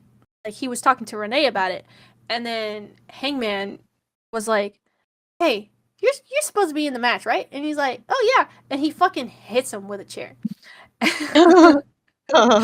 So Evil Uno never gets to be in the casino gauntlet. Um, yeah, pretty fucked up. Um, God. yeah, yeah. Um, Mox, um, is also at Grand Slam. On Dynamite, he fought Darby for Darby's world title contention. Now, don't ask me how world title contention can just switch hands, because they have put world title contention on the line before. I remember Hangman and the Dark Order put up their contentions for like the tag titles in Hangman's world title contention against the Elite, the Super Elite. I remember in 2021. So Oh, yeah. that's a thing that has happened before. That's fine. I understand that. But Darby putting his world title contention up on the show where he was supposed to fight Bryan Danielson makes no fucking sense to me. Yeah. I think I did a wrong, um yeah. I skipped ahead because I was in my head, I was like, "This is, like, December," or whatever the fuck. I actually said, "Oh, this is just a way to write him off TV because he's climbing Mount Everest." That happens a few months later, Yeah. where they write him off because he is doing that actively. I don't know if he's climbing the Yes. mountain yet, but he's been training. Anyway. Yeah. Yeah. So just a very it just felt like a very first off, I think it made Darby look pretty dumb. And I know that there's people out there who will defend that and be like, well, Darby's a dumb person. It's like, yeah, He doesn't have to be. but he doesn't have to be, especially if you're trying to push him onto me and try to convince me that he's supposed to become world champion. I don't Yeah. think my world champion should be this stupid. Um, Especially because like there's very little else that I like about his character, because sometimes I feel like when he cuts promos he's very condescending to other people, and I don't think being condescending and also stupid is like a good like tag team traits to have. Yeah. Unless you're a bad guy, but he's not a bad guy. He's been a career face for, like, no reason. Yeah. I don't get Darby Allin. It's not and it's character-wise, it's not, "Oh, he does stupid spots, I don't care about." No, the spots are the only thing he's got. Yeah. I know. I Somebody don't said care. there's another TikTok trend where it's, people take, like, slow-mo, um moments of, like, people getting hurt. It's like Mhm, originally it started from, like, Nickelodeon shows where mhm, it's like like cutaways to people, like, getting thrown through things and things like that, and you, like, mhm. slow it down and you just add the music, like, "I've been roaming around, always looking down at all I see." It's so funny. Somebody did that over Darby Allin jumping through the glass at Revolution 2023 or 2024, I think? Yeah, 2024. Um, at Revolution 2024, and they put the Oh, song on yeah. there, and then someone commented, "He's gonna have to see Diamond Dallas Page at 35." And I'm like, "You're goddamn right." Wait, is Diamond Dallas Page, like, a chiropractor or something? Or what Do is you not he? know about you don't know? So he has DDP yoga, so he's basically like, a trained, Oh. he's a trained, like, essentially physical therapist. Oh, okay, Um, I gotcha. so he rehabs a lot of wrestlers whose bodies have gone to shit because of said wrestling. And then he's Right. also really good at helping people through, like, substance abuse and mental health issues. Oh, okay, gotcha. So, Gotcha, yeah, yeah. people are like, "He's gonna see Diamond Dallas Page at 35 because he's doing all this shit." Um, Anyway, yeah, yeah, less on I'm not crazy about Darby, but anyway, so Mox wins his world title contention from Darby, and then in October and November, Hangman starts feuding with Jay White. Now, I don't have a lot to say here other than I just feel like it was poorly booked. Um, they didn't really get a lot of face-to-face time. They didn't get to talk to each other like how MJF and Hangman did recently a couple of weeks ago, like actually get in the ring and say this is what I think about you and this is what I think about you. They didn't get to do that. And I feel like that's really dumb because both of them, first off, are banger on the mic. And two, these are two people with a really like deep history. Like yes. Jay White considers himself the catalyst of the character that Hangman became going into AEW because he verbally like dismantled him during their United States IWGP feud, you know, for that title. And it's like, come on, I know that you guys can build on something like this and you're both very good, so I don't understand what happened. I don't believe that the issues were Hangman and Jay White. Like I really do think it was just that they weren't given enough time or the correct segments for their feud. Yeah. So, I'm a blame TK on that one. I'm going to. Like everything is his fault. Sorry. You gotta apologize, you're probably right. He can say whatever he wants, like, but he loves to when things are going well. He loves to be like, yeah, Tony Khan has been in the weeds for a whole lot of this shit. Shut the fuck up. You were in the weeds the whole time, okay? You were in the weeds the whole time. It's just now you're saying, oh yeah, I did that because it's good, and we're happy about it. Shut up. You don't know what you're talking about. Anyway, Yeah. so Hangman lost to Jay at Wrestle Dream, and then he loses to Jay again at Full Gear. Me personally, I think Hangman losing to Jay was good. Ooh, on Jaw? Personally, because one, I think it's funny, and uh, two, it pisses people off. um, um, anyway, so what I think is now I'm looking at this in hindsight, right? Mhm. Um, I think the reason that he lost twice, or at least in kayfabe, the reason that he lost twice to Jay White, is that what one of Hangman's interviews with Renee that he does during this time is, she's asking him, how do you feel? How's everything going? Hangman says, and he starts speaking directly to Jay White as he's saying this, like to the camera. He says, "Look, um, whatever whatever happens, like we have a lot of history. Um, I don't care about the past. I only live in the now, and the now has to do with wins and losses. And he says that him and Jay both, like, he says to the camera, like, there is no such thing as redemption. Not for you, not for me. And basically, this whole promo where he's speaking here, it's a lie. It's a lie. Because he has never not thought about the past. And he is never not thinking about the past. And he is always, always, always looking back at the things that he's done. Like, this is not... Like, he is fucking lying. He is straight up lying, and you can tell that he's lying. Because there's no way that you believe a word that you're saying here. So, when he says that there's no such thing as redemption, not for you, not for me, it's kind of like giving us a little thing like, hey, maybe he's going to be on the path to redemption soon. Me personally, I was like, fuck, no, please, no. We just just got getting good. full. We're just getting started here. What's going on? Like, what do you mean? So I was kind of upset about it. I was like, I don't know that this is a good idea to start this shit.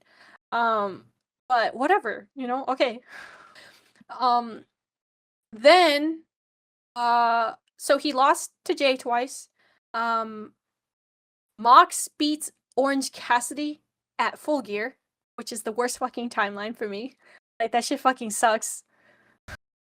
Like, you would think that after all the shit that they went through for the international championship, that that OC would really have what it takes to beat Mox, and apparently he didn't, and that makes me sad. So then December is literally like the pits of despair for me when it comes to all this stuff that's going on, because for some god-forsaken reason, Jay, Hangman, and OC get put together in an effort to take down the Death Riders. Only they fucking suck at it. Oh, yeah. I remember the clips of this. I'm like, what the fuck are we doing? So OC pretty much basically proves Danny Garcia correct when Danny Garcia, like, a month ago was like, he basically wanted OC to be like the leader of the guys to take down the Death Riders. And he said that he should be a leader, and OC proves himself correct and is like, because OC had told Danny, he was like, I'm not a leader. That's not who I am. Oh, you ain't. Like, I'm not gonna do that. And it makes sense as a character because he's never really been that, you know? He has become like a better wrestler as time goes on, and I say better wrestler as in like a better He cares. character in general. Like, yeah, he has started to care, but I think that trying to make him be the leader of something is the wrong choice, despite the fact that he cares. Yeah. He I'm cares enough to... Sorry, go ahead. No, yeah, go ahead, because it probably ties into what I wanna say.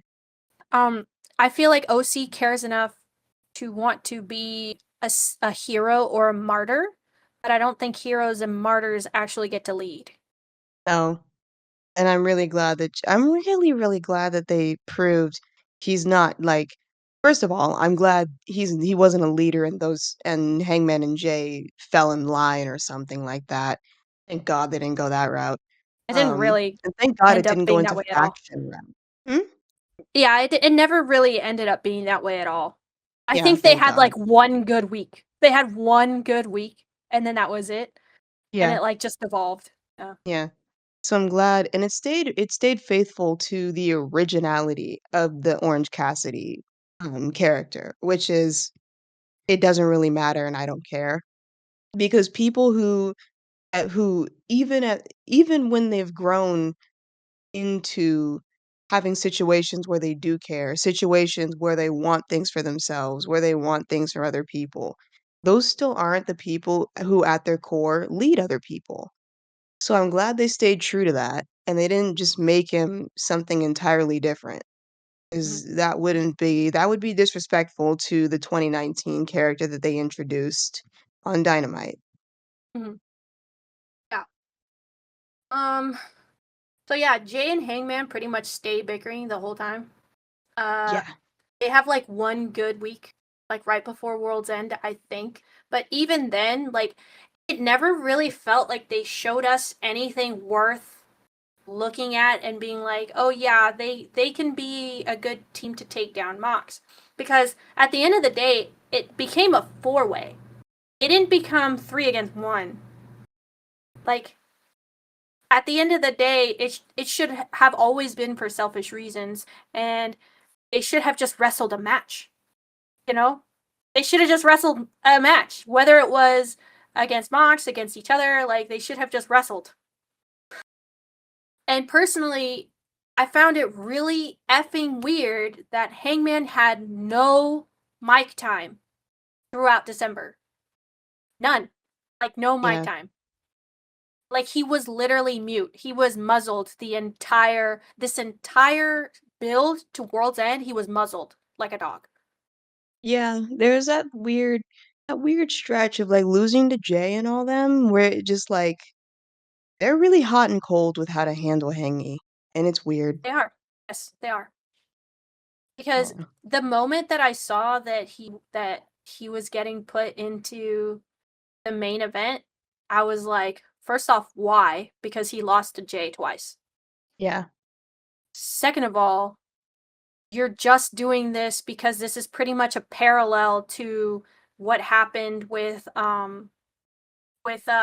Hangman and Swerve during December of the year before, where MJF was a world title holder and he was trying to figure out who the devil was. So you kind of put Swerve and Mox in there a little bit just to add a little bit of intrigue. And then after MJF loses, Hangman gets put into title contention so that whoever has to fight Swerve, the match won't be fucking boring. Because that's what Yeah, was gonna happen. They didn't want to have a boring fucking main event title match. which is You know, crazy because that four-way did turn out to be boring. it was boring. It was boring because nothing made sense. And I was No. just sitting there the whole time, like, please let something interesting happen. Let something interesting happen. I was sitting there. I was like, Hangman, I hope you fucking join the Death Riders or some crazy shit. Like, do something crazy. I was like, Desperate measures. I was like, Hangman, do something more insane that have people believe that your entire character is doomed. Like, do something, please. I Poking was him with like, a you. stick. I was, that's Come literally on, what do I something. because the like November, December, I was like, I don't know what's going on in Hangman's head. What's going on in Hangman's head? I don't know what's going on in his head. And as a person who like is constantly trying to I have blinders on. I care about nothing else. Like it's really hard to care about anything else. This is my guy right here, and if things are not going well with my guy, I'm like, why? And what Why the am what I is this for? what is the point? What is the point? So if I can't understand what's going on in his head, how can I believe that he is compelling me in any way? It wasn't. It wasn't compelling me, and I hated that. I hated that for Hangman as a person. I was like, I hate that he's not compelling me. Compel me. But anyway, so right before World's End, uh, Christopher Daniels shows back up in Hangman's life, and he's basically like a father figure type character, I guess. I don't know. And Hangman hates it. She's just like, "What the fuck are you doing?" Get away from me, Um, old man. Kenny makes a grand return like 2 days before World's End. None of you can see my face, but it's not pleased. I'm glad it's not pleased because they fucked this up royally. Yeah. Like, really? I don't it's not even they could've it didn't matter how they could have possibly made him return. The fact that he was back at all, I was like, "You can't do this to me." Like, I can't it's like Mr. Incredible trying to protect his fucking family, and they wanna keep fighting against Syndrome. It's like, "I can't do this, I'm not strong enough." It's like, you know what? We'll get into more of this after Revolution. We'll continue on. Yeah. 'cause I have So rants to say, and that'll derail everything. so Christopher Daniels tells Hangman right before World's End that if he needs help, he'll be there. On the road to World's End, so like the town or whatever, the Hangman promo that he cuts here, it seems to point to someone having to teach Hangman the consequences of his actions. Because something that he says here is like, who's gonna stop me, babe? Like I can just do what I want. Is essentially what he said. What he says, and so I thought for sure, I was like, the person who's gonna teach Hangman the consequences of his action is Kenny Omega, because Kenny Omega just came back, and Kenny Omega is now vice president again, or EVP or whatever the fuck, of AEW. So I'm like, the consequences of his actions will be given to him by an authority figure, right? Well, not really. So Hangman loses at World's End. Everybody loses except for Mox. Mox wins. And CD was not there at World's End. He did not help Hangman. And so this is where we end up in January. So Christopher Daniels and Hangman have a confrontation where Christopher Daniels says he knows Hangman can be champ again, and he believes in Hangman. And Hangman's like, what is your belief supposed to mean to me? And I was just like, you're fucking hilarious, dude. And he completely drags CD for Phil. Like, he's like, you're an old timer, you're this, you're that, why should I care what you have to say?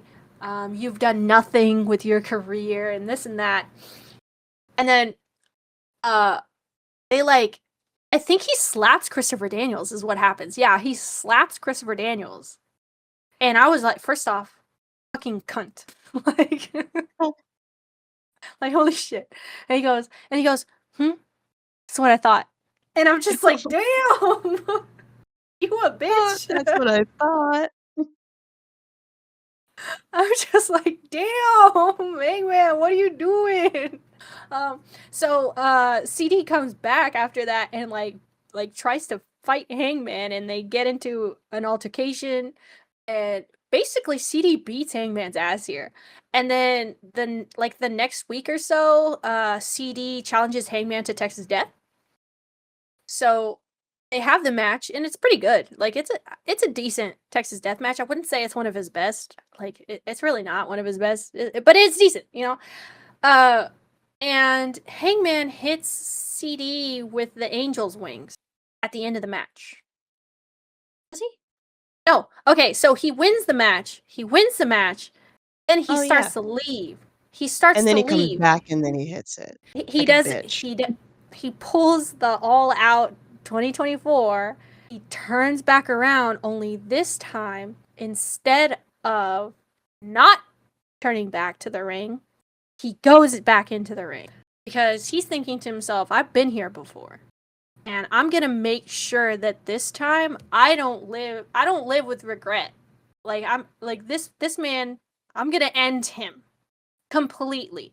So he ends him completely with the Angel's wings.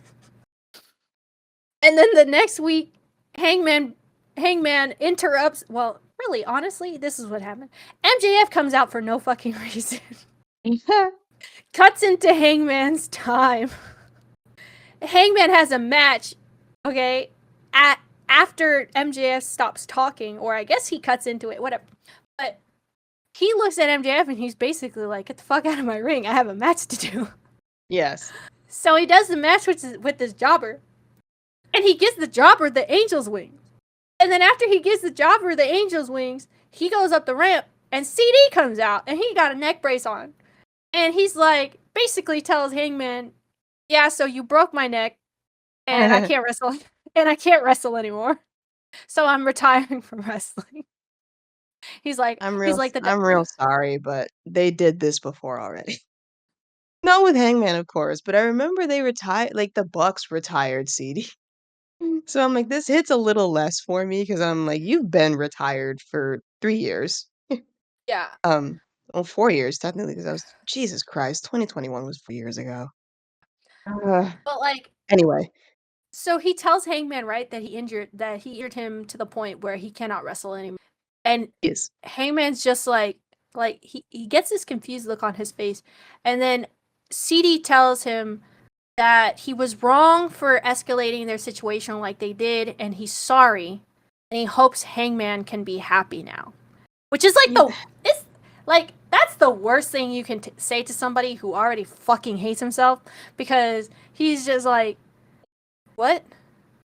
that's like saying I hope you can be happy is an insult when you It is know an you can't be insult. happy. Yeah, exactly. Exactly.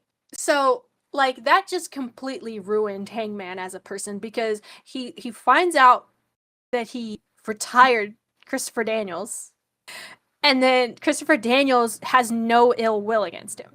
So it's like a double whammy. It's like, oh, I actually ended you, actually. I ended you, and now you can't wrestle, and you want me to be happy about it. Like, yeah. Yeah.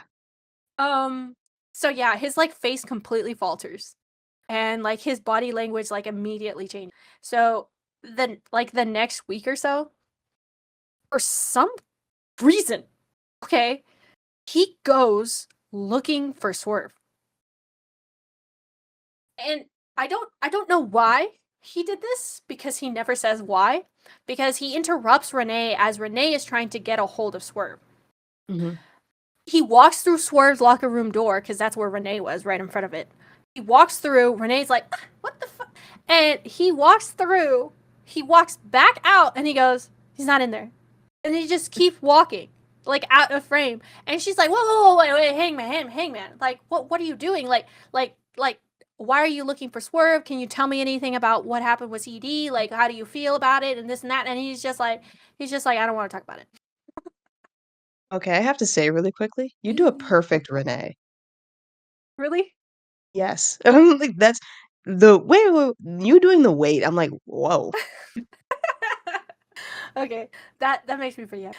Um, so so she's still trying to pester him, right, with these questions, and Mm. so he's not looking where he's going, and he runs into MJF, and so they hit shoulders, and they look at each other, and Hangman's face, even though earlier when he's talking to Renee, it was pretty gentle. It was like very normal, very like not the Hangman we're used to anymore. It's the Hangman of old. But as soon as he bumps into MJF, his fucking face just goes blank, like fucking stoic. Like what the fuck? Just annoyance to the highest degree, you know? And his jaw sets, and like I don't remember if they actually say anything to each other, but then Hangman leaves. And MJF gets this like he just goes on this fucking little ADD riddled tirade where he's like, this motherfucker comes in here looking like he's king shit, doing whatever the fuck he wants. This is what I'm talking about. Like this guy. And then Renee's like, whoa, whoa. She's like, whoa, MJF. And he's like, sorry, love. Anyway, my ADD.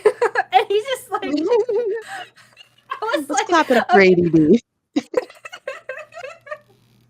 This was like one of the like in such a long time where I was actually like enjoying him, and I was like, holy shit, this might actually be good.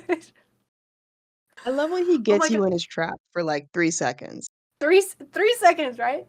But you know, like I wanted it to be good. Like the first time that they bumped into each other, right? I was like, no, please, no, not right now. And then like as it went on, I was like, okay, this could be good. This has potential. If they both just do this right, Hangman will not let MJF step on his toes. Okay, he's got like he has control over who he is as a person, so he's not gonna let MJF do something bullshit, right? So you can see the gears are turning here, and that things might be going well. Um, so they start interrupting each other in all these fucking segments, right? Um, then in February, we get to February, I think. I'm not really sure when this started. I mean, I kind of started taking guesses here about when the months started. So Renee tries to ask Hangman again about Swerve, right? Because of the whole locker rooms deal. And then she tries to ask him about CD, and he basically just goes, "No, we're not going to talk about that. Don't bring it up again." No. And like, then Max Caster interrupts this segment with Renee and Hangman. And he's like, "Man, I've been waiting for my scheduled interview. And like, hey, maybe if you're like really angry, like you can help me beat up Bowens or like Billy Gunn." And Hangman's like, first off, like, how dare he interrupt his time with Renee? Okay. So Hangman's like, well, you know, I don't see them here, but I do see you. Oh, sisters. And Caster's like, thank you so much, Renee. I gotta go to my I gotta go to my car. And Hangman's like, oh, I'll come with you. And like just starts following him. Just comedy king. Like you can tell that he's back. You're Really like fucking funny, like, all the time. you're just like, holy shit. Babyface Hangman is on his way. Yes. Yes. Um so later on in the show, MJF is cutting a promo and Caster interrupts him. He's like running toward the ring. And as he's running toward the ring, he's looking at Max and he goes, Hangman, Hangman, Hangman, help me, Hangman, save me, Hangman. And MJF's like, what the fuck are you doing here? Like this and that. You're cutting into my time and this and that. And then Hangman comes into the ring and there knows who effing knows. And I was just like, but then they don't say anything, and then Hangman just goes and he follows the audience pointing at Max Caster in the crowd. I love this show. The Hangman show? Yeah, I love Yes. it. And we never see them again. The rest of the night, we never see them again. But basically, this is us assuming then that the next week Hangman will go for Max Caster's Open Challenge. Now, I don't know if you know about what's happened with Max Caster. You know what's happened with Yes, Max I do. Caster? I do. Okay. So you know that the Acclaim broke up and that he's a heel now, but he's actually really fucking funny. He's bad at being a heel, yes. Like, He's really good though. it's character thing that he's bad at being a heel, but it's yes. Yes, it's a character thing that he's bad at being a heel and he's being a pathetic loser on purpose. Yes, it's so Indeed, good. yes. It's so good though. I love this. It doesn't really move me, but I understand the appeal. It's good. I like it. Anyway, so Max Caster comes out the next week for his open challenge and he's like, who can survive the best wrestler alive, right? Who can survive the best wrestler alive? And Hangman's music hits and he's like, oh no. No, please. And he's like, no, okay, it's all right. I got this. And he like starts to take off his shirt. And he's like, yeah. And then as soon as Hangman comes in, he like dips. And he goes back out into the audience. And the audience again, they're like, he's over there. And they're all pointing. And Hangman beats his ass, obviously. Like it took Yeah, less than like 3 minutes. It was great. yeah. So Good yeah, shit. there's Hangman once again, like proving that he's supposed to be a bad guy, but he just beat up Max Caster, so really he's a babyface. um so then I guess something else happens that I can't remember, and that MJF and Hangman end up having a face to face in the ring a week later, I think. This was, I think this had already happened, though. I wanna say it was because Hangman had a match, but Max was still talking. So he went up to his face and said, "Get out of my ring." No, that was the jobber thing. Yeah, They that didn't have the happened face. already. Yeah, they didn't have Yeah, the I face to thought face so. though. Yeah. So this Yeah, face I to can't face remember is what it was where they had the face-to-face scheduled. I can't remember either. So the face to face is when MJF and Hangman rip into each other, right? And Yes. it's very good. Like I really liked If it. I liked the way they did it. Um MJF started with like telling about their history and everything, which is how he normally like will start a promo battle with somebody that he already knows. Like Yeah. he'll kind of like talk about him a little bit, like, and then Hangman like just stops him. He's like, Max, why are you talking like we don't know each other? Yeah, he's like, "Why are you saying all this? Like, I don't know who you are. I know who you are." Yeah, like we've been in the same company for 5 years, Max. 6. Yeah, 6 years. Uh, but I loved that because it's like Hangman's way of kind of pushing Max forward. Like, yeah, we know this part. Get to the next bit. Like, what are you gonna say to me that actually matters? Because what you're saying right now matters. You know, which I think is important for like. Did you hear that? No. Mhm. So which I think it's important for Hangman as a character to push Max as a character to be like, we're not gonna do all of that shit that you do. Yeah. Okay? It's We're gonna it's get like to the point. Hangman saying, I've matured past sitting here and listening to surface level insults. Like, we're so much older than that. Yeah. Like, we need to cut to chases. We Yes. need to get into what are we doing here? We don't need to waste time with the pettiness. I'm not someone new, you're not someone new. We know each Yeah. other and we're gonna talk like we know each other. Yeah. And I really like that like from like a meta standpoint to me because this whole time, my criticisms of MJF have been that he talks too much, says pretty much nothing, and like it's inefficient as a promo to me. And I know you say that you love to hear him talk, so you don't care what he says and he can go on for like a half an hour and it's fine. I'm not like that because I don't think that a heel should eat up that much time to prove a point.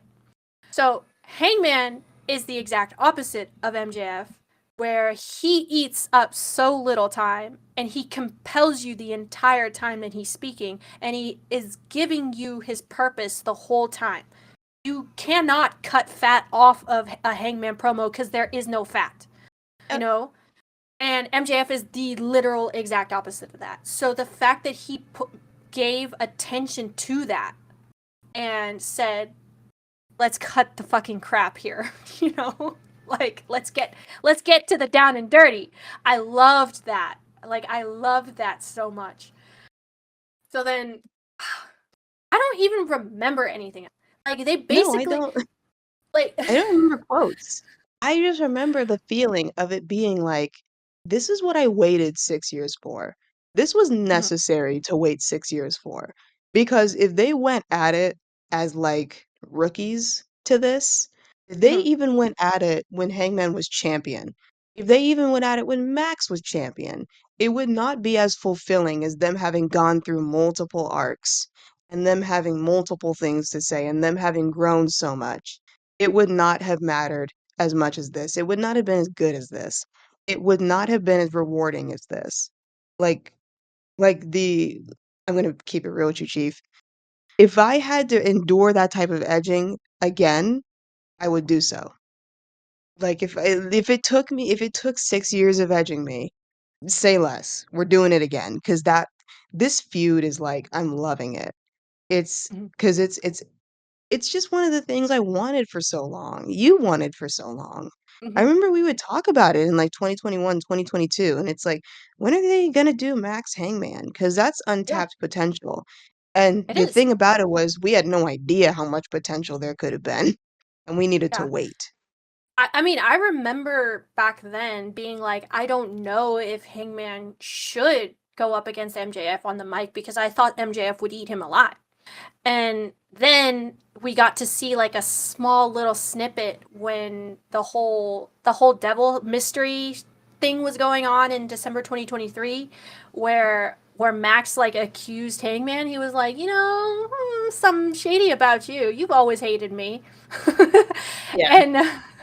and Hangman like left the interview because it wasn't his interview anyway. He was just like going through and he ended up stopping right because Renee was like getting ready to interview Max at the door again. This happens a lot apparently with these It two. does. There was okay, when we get to it, there's something really funny that happened, um, with the newest Hangman, Max promo, but when we get there, Yes. I'll tell you. So So we got to see that little snippet where Hangman was leaving, right? And MJF started talking a little shit, and Hangman heard it, and he was like, "Well, you know what? Let me come fucking back here, and let's talk about that shit that you're saying right there." You know, and they kind of like went a little back and forth, and then Hangman held his own on that. So I remember by 2023, I was telling myself maybe this would be good. You know? I was like, "Wait a minute. Maybe Hangman has grown into himself as a promo to really like actually go up against Max. He's been a great promo this whole time and he got better as time went on, you know, and you could and you can see the growth in Hangman as a promo throughout AEW. But I was always afraid that it wasn't enough even as good as he was to go up against MJF. So when I saw that, I was like, maybe this can happen now. Maybe this can happen. So the fact that it has happened now a year later, I'm just like, yes. At least I know that they will both hold their ground on this, you know? You know The what word it the for me, Go ahead. I wanna Huh? say it was maybe 2023, where I was like, "If they ran this right now, Hangman has him." Mhm. Like, January 2023, I was like, "If they run this right now, it could for the title, it could easily be the best feud that they do." Um Because it was here we go again with this promo. It was the "My fiance left me" one, and Maxwell was getting really vulnerable about wanting a family and love and not deserving it and all this jazz. And I was like, push comes to shove, Hangman can just bring up the fact that he has a kid. He could 'cause that would do it. That would just Mhm. bring Max down to base level scared little kid, Mhm. and Yeah. Hangman would not crumble. Because Hangman's No. already been told everything to his face at this point in time. Exactly. Yeah.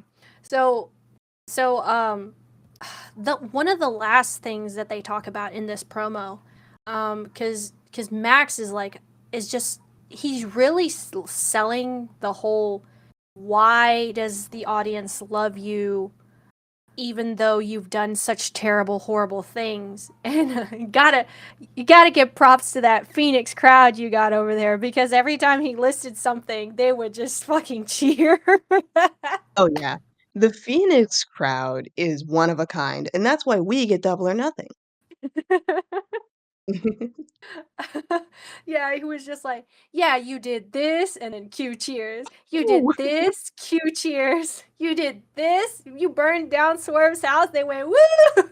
massive pop. It That was shit was so funny. funny, and Max just got more elevated and more upset. Mhm. The cr he, So like Max is really good at playing the crowd even when he doesn't wanna play the crowd. mm, yeah, and so, basically, he's like, why do you get to be the mayor? Like, why is that? Why did they choose you and not me?" Right? And Hangman just like last line of the promo, he goes, "Because I'm real." Mm, And like that's enough. Like there's a whole realm of analysis that you can get just from that right there. Like it was a corny ass line. I won't fucking lie to you. I was like, I he said I'm real, and I was like, I started giggling. it's like, I "Man, was like, come on, that's it?" But it's like, that encompasses literally everything. The more you yeah, think about it, the more he's right. because see, I don't even have to think about it because he took all of this from my head. Match. Because literally, like 6 months ago, I was telling my friends in the group chat, I was like, Hangman versus MJF would be good. No, not even. It was like a year ago where I was like, the reason that Hangman can lie and it's fine is because even after the lie, he explains to you why he did it. And when he does it, everything that he does is genuine. Everything that he does, even when he's playing like a like an over exaggerated heel character where he's got the fucking mustache and everything. He's a little bit more deranged. He is still being honest with us. Yeah. Whereas Max, he's a phony. Everything about him is phony except for when he gets angry and vulnerable, but you don't get to see that so often. All of it. Every little thing that he does is facade. It's facetious. Yes, it's a mask. It's a mask, and he doesn't want to pull it off. And that's the thing. And Hangman said this too. Like, I can't speak for the crowd on why they love me, but at least I'm as honest as I can be with them. Mhm, And it reminded me of what he said at when he won the title off of Kenny in 2021 at the Scrum. He said because they asked him like, how did you come up with this character, and he was just like, it was like he's like, I just tried something, and if it works, it works, and if it doesn't, then I came by it honest, because I just gave them what I am, mhm. you know It's and like yeah, yeah. He was talking yeah, how'd you come up with this character? It's just I tried so many different things, and this time I just tried being me. And if yeah, it doesn't work, then at least I gave them something that was real. yeah, exactly. And that's why we hold on to that, because he's giving us something that is a part of him, and we appreciate that, you know whereas MJF is just constantly trying to hide what he is, and we don't like that. We don't like liars in that respect. There's an honor to what we like, and the reason that we like Hangman and Swerve, this is what I was talking about with my friends. The reason that we like both Hangman and Swerve is that despite how Swerve may have acted on the way to turning Hangman into a heel, he was still being honest in what he was. Mhm. He was always honest in that he was a dangerous person, and he would do whatever it took to get what he wanted. And we appreciated that honesty. That's why Swerve can turn babyface and nobody bats a fucking eye, except people who are obviously a little bit like, hey, that's not cool, you Now know? wait just a minute. Yeah. Like that will still be a little bit off, but more people are more likely to allow Swerve to turn babyface because even as a heel, he was an honest person. Yeah. Um, Yeah, so it's like that's people a lot of people didn't like Max's face turn because it's like, that's not who that man is. It's like, yeah, that's not it's even more the face Max was yes, even more of a mask than heel Max. yes, It's yeah, it's, I appreciated it because I just enjoyed him making me laugh, yeah. 'cause I'm a fucking sucker. I just enjoy him. Oh, I love Adam Cole. So see, Adam Cole as the babyface that he was during that time was so much the real Adam Cole up until the point where he like obviously betrayed. But like I was watching Chugs the whole time, Yeah, right? But I was like, but even though I was watching Chugs and it made Max into like a more like babyface version of himself, I was still like, somebody's gonna betray. yeah. It's like yeah, there was no world where that stuck Yes, because somebody's not being real here. yeah.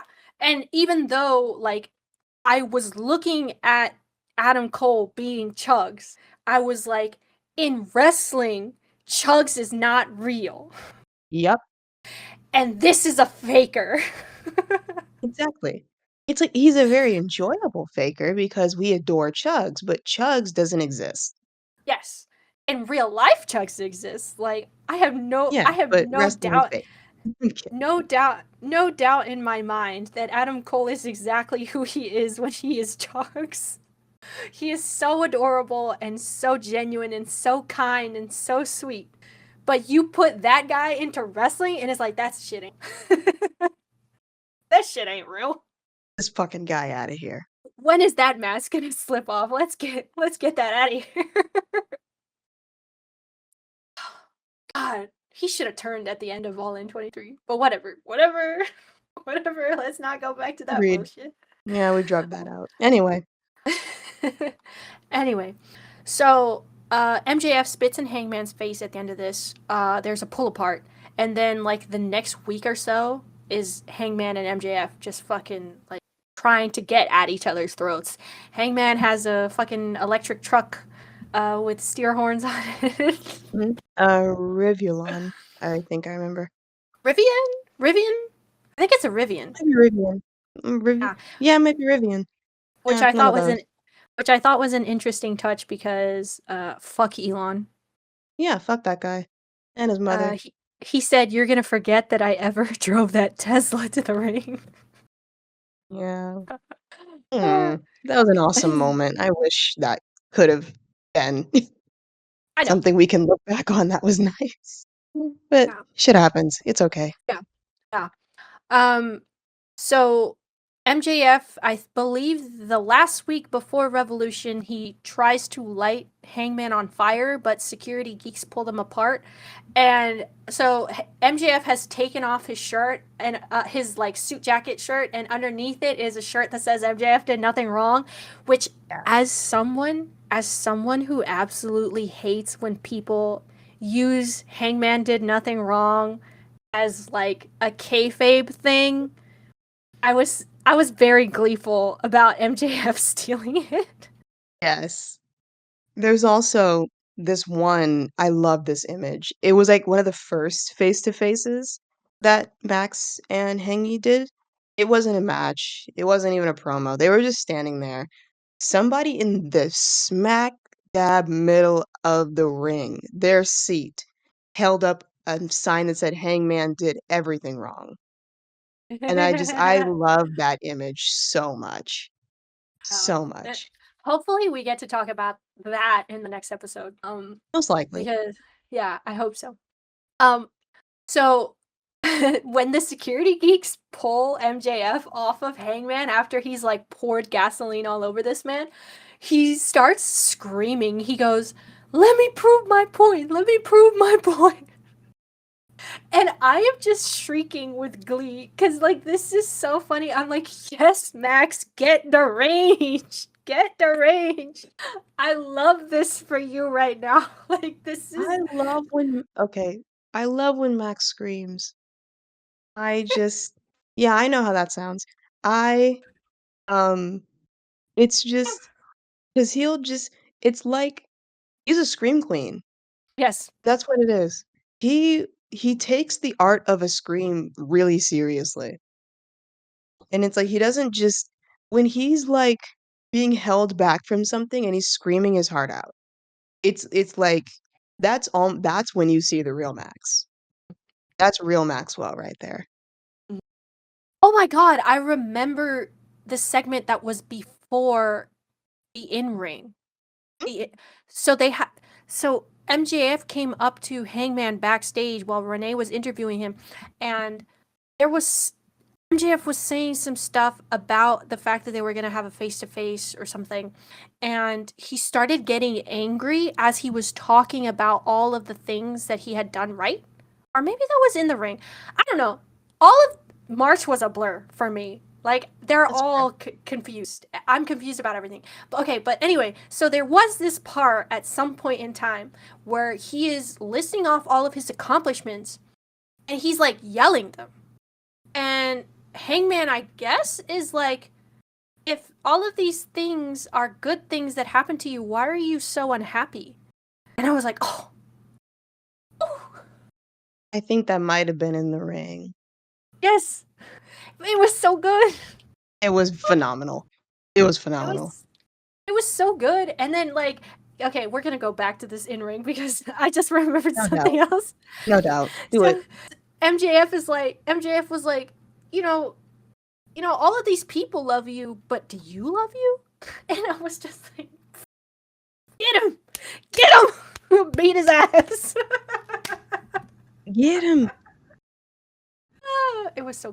Anyway, so back to so the MJF going to like the like just the screaming, let me prove my point, let me prove my point was just it was so good because I love this idea that he can't stand that the crowd loves Hangman for everything he does.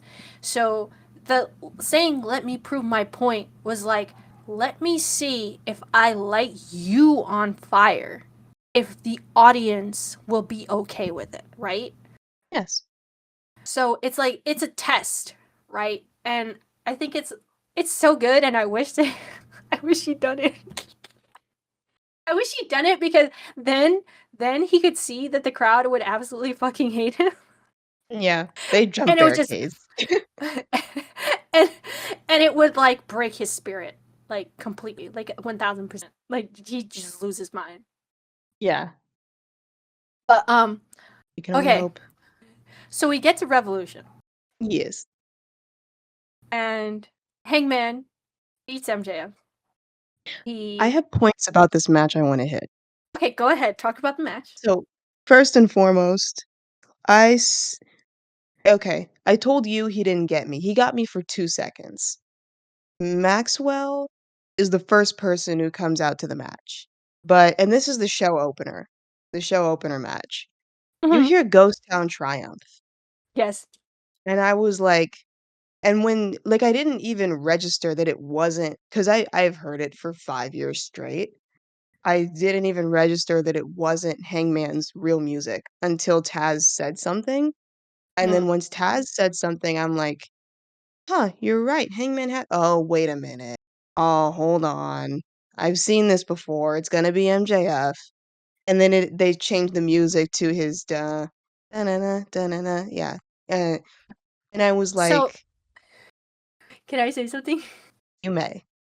So, um, in the lead up to Revolution, I was talking with friends, and Trish and Sarah from their podcast, they mentioned something important that they thought should be when we know for sure that Hangman has completely turned babyface.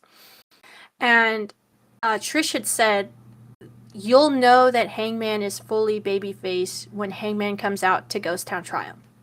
Like in her mind, that's the that's what tells you that he is for sure 100% babyface, not going to be veering back and forth between their bullshit.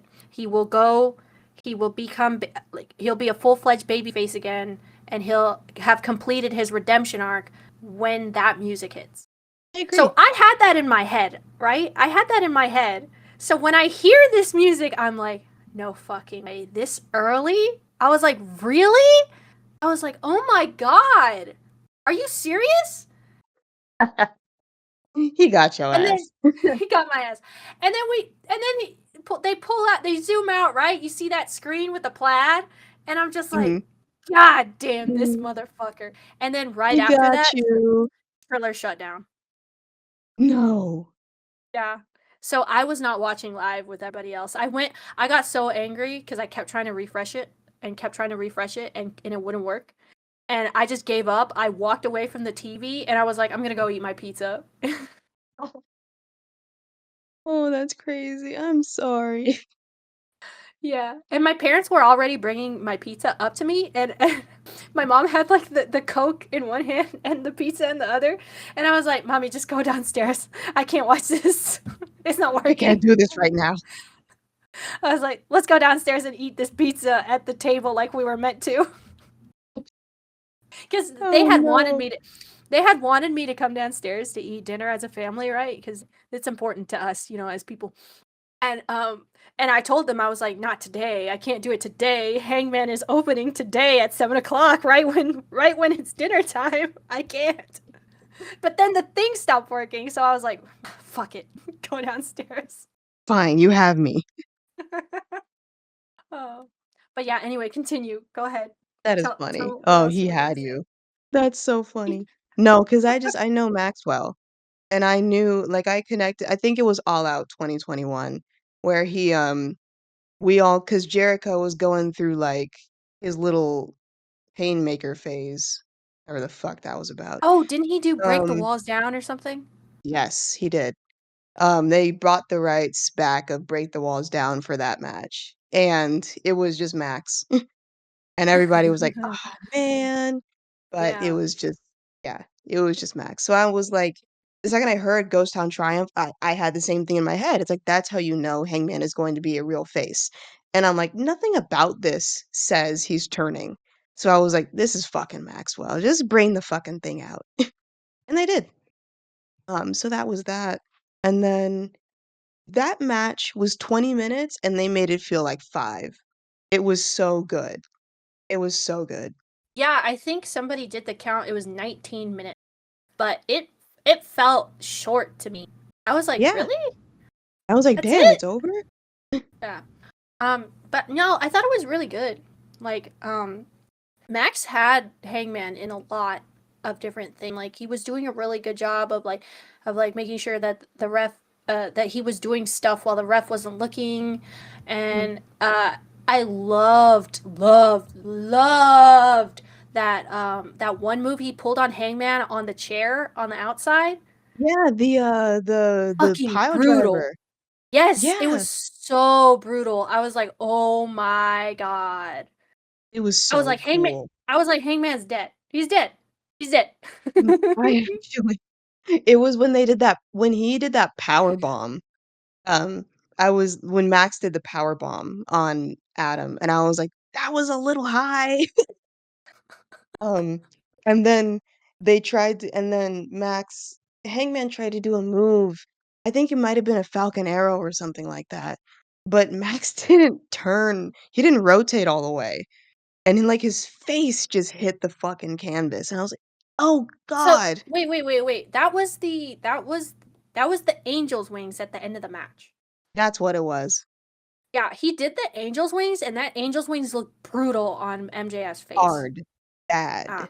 but one thing, another move I really liked was when MJF was outside and he was like next to the stairs, right? And Hangman was like, "Well, let me try and fucking ram this motherfucker," right? So he like he like rolls in to MJF and the stairs, but MJF moves and Hangman just completely his shoulder just goes straight into the stairs.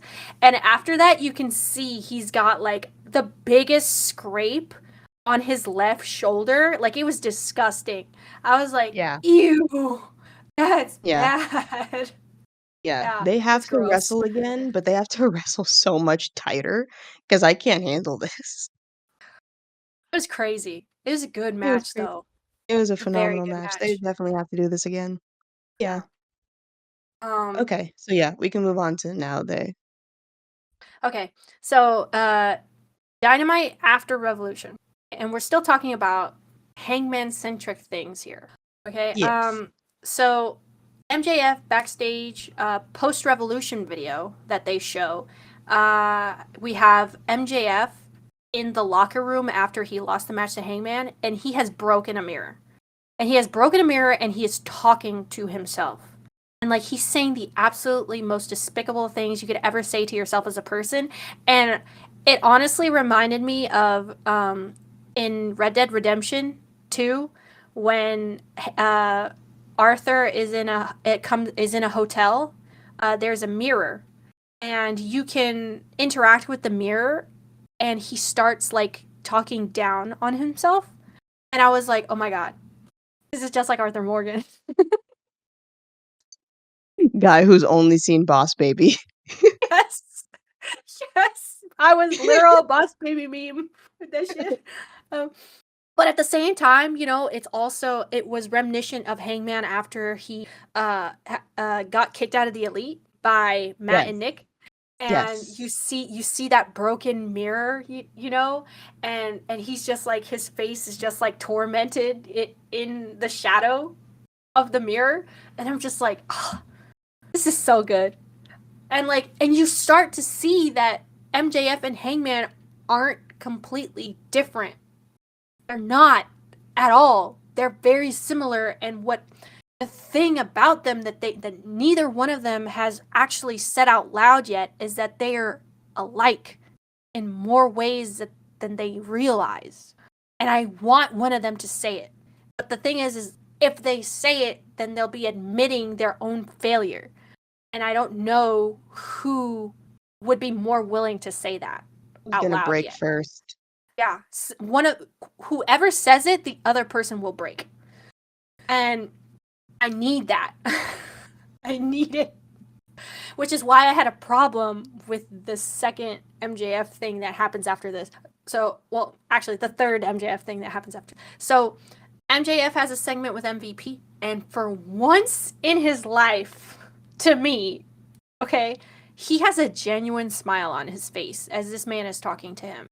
Okay, like MVP's talking about how he met this bright-eyed, bushy-tailed MJF, and how he volunteered to drive him down to God knows what they were doing, and MJF just asked him question. MJF asked him questions about all these different things that he never expected a young guy to want to know about, and he realized that MJF is this very like intuitive, smart, intelligent person. Um, and like the whole time, MJF has this like really beautiful smile on his face. Like I can't explain it. It's not open mouthed. You can't see his teeth. It's just like it's nice, you know? And I don't see that from Max, so it genuinely had me taken aback. I was like, "Oh my god. Is that a real MJF smile that I'm looking at right now? Is this 'Cause real?" that's what it's genuine memories. Yes. That's like that's taking him back to, like what it is it's taking him back to the beginning of all of this. Whenever anybody thinks about when they got into wrestling or when they started wrestling or when anything that was a catalyst for them enjoying wrestling, they think of it extremely fondly. Mhm. And then it's also I can imagine it's increased tenfold, that type of just elation. That type of elation is probably tenfold when you're talking about it after you've succeeded and Mhm. you're in your success, Mhm. because that's what happened. He has been world champion. He has been the most popular, highest selling, most well-known AEW wrestler at one point in time. He has made it. And now he gets to talk to one of his one of his lifelong mentors. And he's just gassing him up and he's giving him the memories. And I can only imagine how good that must feel. But then MVP kind of shatters that dream a little bit, It and brings him back to kayfabe. he brings him down, and he's like, "But look, like you're not doing so good right now." Oh And yeah, he's yeah, he basically is like, "Yeah, you lost recently," yeah. you know. What I really love what MVP said was, "How come you're not fighting people? How come you're not mad at people? How come you're not hurting people?" Mm, Oh, I yes, loved it. Oh, I yeah, loved it. yeah. And so MVP, like, he gives MJF his card, like he's trying to give it to him, and MJF like kind of refuses it. He's like, look, no offense, like you're one of my lifelong mentors or whatever, but I've been the AEW World Champion, the longest reigning AEW World Champion, and like list off his accomplishments and everything. And he's like, so I think I'm good. And then MVP's like, focus on was. And so when he says that, like this look on MJF's face, like kind of like gets a bit like okay, like like I'm conceding to that. And he grabs the card and he takes it. And that was the end of that segment, which I thought was great. Like I was very intrigued. For the first time in many many months, I wasn't paying attention to how long MJF was talking and how long we were gonna sit here and listen to him talk, and like looking at the clock. And Hangman was nowhere in sight, right? So it's like, oh, this is he has been rehabbed for me. Like I'm paying attention to MJF. I care about what's happening, and it's not just because Hangman is also on screen. This is good. This is good shit we got going on here. Like we're almost there. They're almost there. Um. Oh, I do think it's important to mention that even though Jeff Jarrett's not important anymore in the state of things, uh, Jeff Jarrett's like whole thing with MJF was that he told him that he was a one-hit wonder, and I think MVP telling him emphasis on was kind of bringing that back to the surface a little bit, reminding him that, you do have those accomplishments, but are you accomplishing anything else? Are you continuing to accomplish? Are you continuing to succeed? Are you continuing to grow? And because the answer to that is no, that's why he decided to take the card. Um, Yeah. so yeah, I thought that was really good. Um, It was then good we get shit to then we get to this next segment that that I you're not didn't so like. fond of. I'm not so fond of. Um, Yeah. It and didn't it could move be me as much either. might be being nitpicky about this, but I think it's because Max did so well in what he was doing with Hangman up until this point that now I am holding him to that standard. Yeah, he And set so the bar really high. yeah, which is important. I feel like he needs to continue, like MVP wants him to continue to grow. I think he needs to continue to grow. So we cannot be going backwards here. We cannot. No, we cannot be going backwards. So this I didn't like nearly as much because so Renee tries to interview Hangman backstage, asking him what's next. Then Hangman bumps into MJF. Hangman tells MJF that his problem is that he thinks MJF Oh, wasn't oh, actually going to hold light on, him on hold fire. on. Hold Oh, on, go ahead. hold on. When someone pointed this out in the comments when I watched it again on YouTube before we came out and did Okay. this, when the second that, like, they bump shoulders and they look at each other, Renee just goes, "Oh my god," oh, and just walks away. She's like, "I'm not doing this." Like, so she just like I never would have noticed her, like, do it like, just exasperated, giving up, like, just, "I'm not doing this again." Never would have noticed that. The Yeah. fourth or fifth time that she has been interviewing one of them and the other one, like, Just just ruins it. bumps, just ruins it. She's like, I'm She, done. like, I'm done here. practically threw the mic away and just walked away. Yeah. Yeah, it was so fun. Okay, let's continue about the promo. So, so Hangman tells MJF that his problem is, uh, he was like, now that our match is over, I'm back to thinking about this, and you know, you tried to light me on fire, basically. One And does. he was like, but like the problem is that I don't think you were actually gonna light me on fire.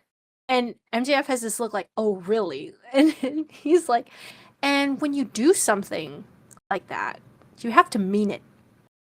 And I'm just like, God, you're so mean. Like, you're And so it's like, mean. to me, it's like, who the hell else could say that? And, like, who the Nobody. hell else who could say that and have the authority to say that? Like, you weren't gonna set shit on fire. And I know that because I know what it takes to set shit on fire. You don't have it. Yeah. Who Which is else? crazy because maybe Darby, maybe Eddie, but neither one of them ever got the chance. Actually, no. No, no, no. Darby did set Jack on fire. That's right. Darby's not smart enough to be Hangman, though.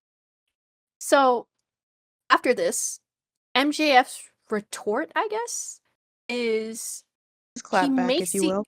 he makes this observation. He was like, for somebody who is loved by the crowd so much, um, I've noticed when your mask slips off that you don't really think that you deserve their love. And this is what fucking killed me because Hangman said it. Did he not say that in the promo where they were face to face? He was like, I don't know. I don't really have he said something like I don't have the authority to speak on why the audience loves me or not. Yeah, he's like, "I can't speak for them on why, but" Yeah, I can't speak for them on why. And it's like so that's him admitting that he doesn't know why they we still love him.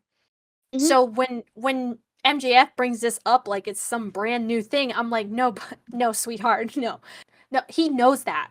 He knows that already. We know that. Everybody and their mom knows that already. So I don't know why you're using this as a clapback to what Hangman is saying to you. Um, and frankly, I feel like you need to dig deeper into why that is. And so for me, if I were able to give MJF like a reason, uh, or something to clap back at Hangman with. Like if he wants to keep talking about the audience, because that's what he's fixated on, right? He's fixated on the fact that the audience doesn't love him like they love Hangman. I feel like he should just say that Hangman is an insecure little bitch, just like he is. But the difference is Hangman admits his faults with ease in the hopes that they'll hurt less. Yeah. And but the the truth is that no matter what, no matter how much he admits his faults or what's wrong with him, he's still going to hate himself at the end of it.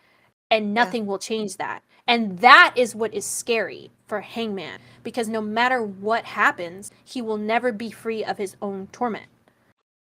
And like I do know that MJF already said like, do you love you? Like, but he needs to continue with that as like a reason to like kind of just like stick the needles into Hangman. But I don't know if he will. And I would like him to. I really would. I I think I think it was super important that they started this feud off officially with something that was in person and scheduled, and they put down like 10 to 15 minutes for it Mhm. because I don't think a 1 to 2 minute segment is going to like Max needs to just ramble. I'm the first one to tell you Max can't cut a good promo if it's not 15 minutes. Because he needs to he needs to set up. He's me when I tell a story. I have to let's back up, let's back up 3 times before I get to the good pieces. He needs to set stages. Right. So, I don't think a 1 to 2 minute backstage segment is where we're gonna get the digging deeper, but I do think we're going to get the digging deeper because Max has a way of he just has a way of doing so. He'll either get vulnerable with himself or force someone else to get vulnerable. Yeah. He's not like it's kinda like the in-person MVP, um, promo is that was it wasn't necessarily vulnerability, but it was, like, showing off the real Max a little bit. It was peeling back his curtain a little bit. It was more substantial. So they need to take out and they're going to, it's an MJF feud. They're gonna take out a lot of time in between this for promos. So I believe truly we're gonna get some, like, good, segments out of them. Yeah. And then I was gonna say something. Oh, yeah. I It's right there. really think so I don't remember if did MJF say, "They'll never be proud of you" in the promo? What promo? The not promo, the backstage segment? I don't remember if I heard that. I wanna say say because if they did, Well, um, where'd you get it? if he Where'd you get it? Because I see you wrote it here. I don't remember where I got it, but I do know I don't remember. It was, like, 4 hours ago when I wrote it down 5 hours ago when I wrote it down. It's already not in my head anymore. However, I would love it if that's what he said or if he says it at some point in time because if actually, no, I think it was something about it might have been something that you had said about Maxwell, and it's like, no matter what he does, he doesn't feel like the people will ever be proud of him, and that's probably something that eats alive at Max because Hangman got a "We're proud of you" for Mhm. becoming champion, for Mhm. doing what he needed to do, for being a face, and Mhm. Max never got an "I'm proud of you." He never got an I'm proud of you from Punk. He never got an I'm proud of you from Danielson, from Regal, from Jericho, from anybody that he looked up to. He never got an I'm proud of you from the fans. We called him a scumbag still. That cannot be Yeah. fulfilling. Yeah. That cannot be fulfilling. Yeah, Like, it's like no matter what he's gotten, it's never been what he wanted to hear. Never been what the scared little boy inside of him needed to hear. maybe he said it to himself in the mirror. Maybe. Maybe that's where you got it from. Because he was speaking when he was at the mirror, and then Yeah, like before he, like, he punched it, noticed. he was yeah, Yeah, and I'll have to then he got rewatch that. interrupted.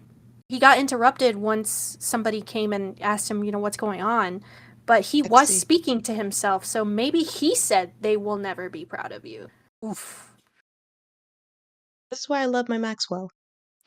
No, but this is good. Like we're finally getting like some meat and bones from him that we've gotten like very little of in the past couple of years. But Hangman like is bringing it out of him, and I appreciate that so much. Like he's really delving into his character, and I think it's so important. He finally came. He finally went to the Hangman Page School of character work. Yeah. I'm so happy. Now Okay. you're doing it right. Yeah. Yeah. Oh, I did. So I think I already said this, but I'm just gonna just in case. I will admit that Max saying those things about Hangman, um, would be could be like a projection that Max isn't willing to say out loud just yet because it will mean that he understands Hangman in a way nobody else can, and maybe he's not willing to admit that. And like I said before, like that it would be an admission of the fact that they are very similar, more than either one of them ever wants to be. Yeah. So that's it for like Hangman centric stuff. We're already at 3 hours.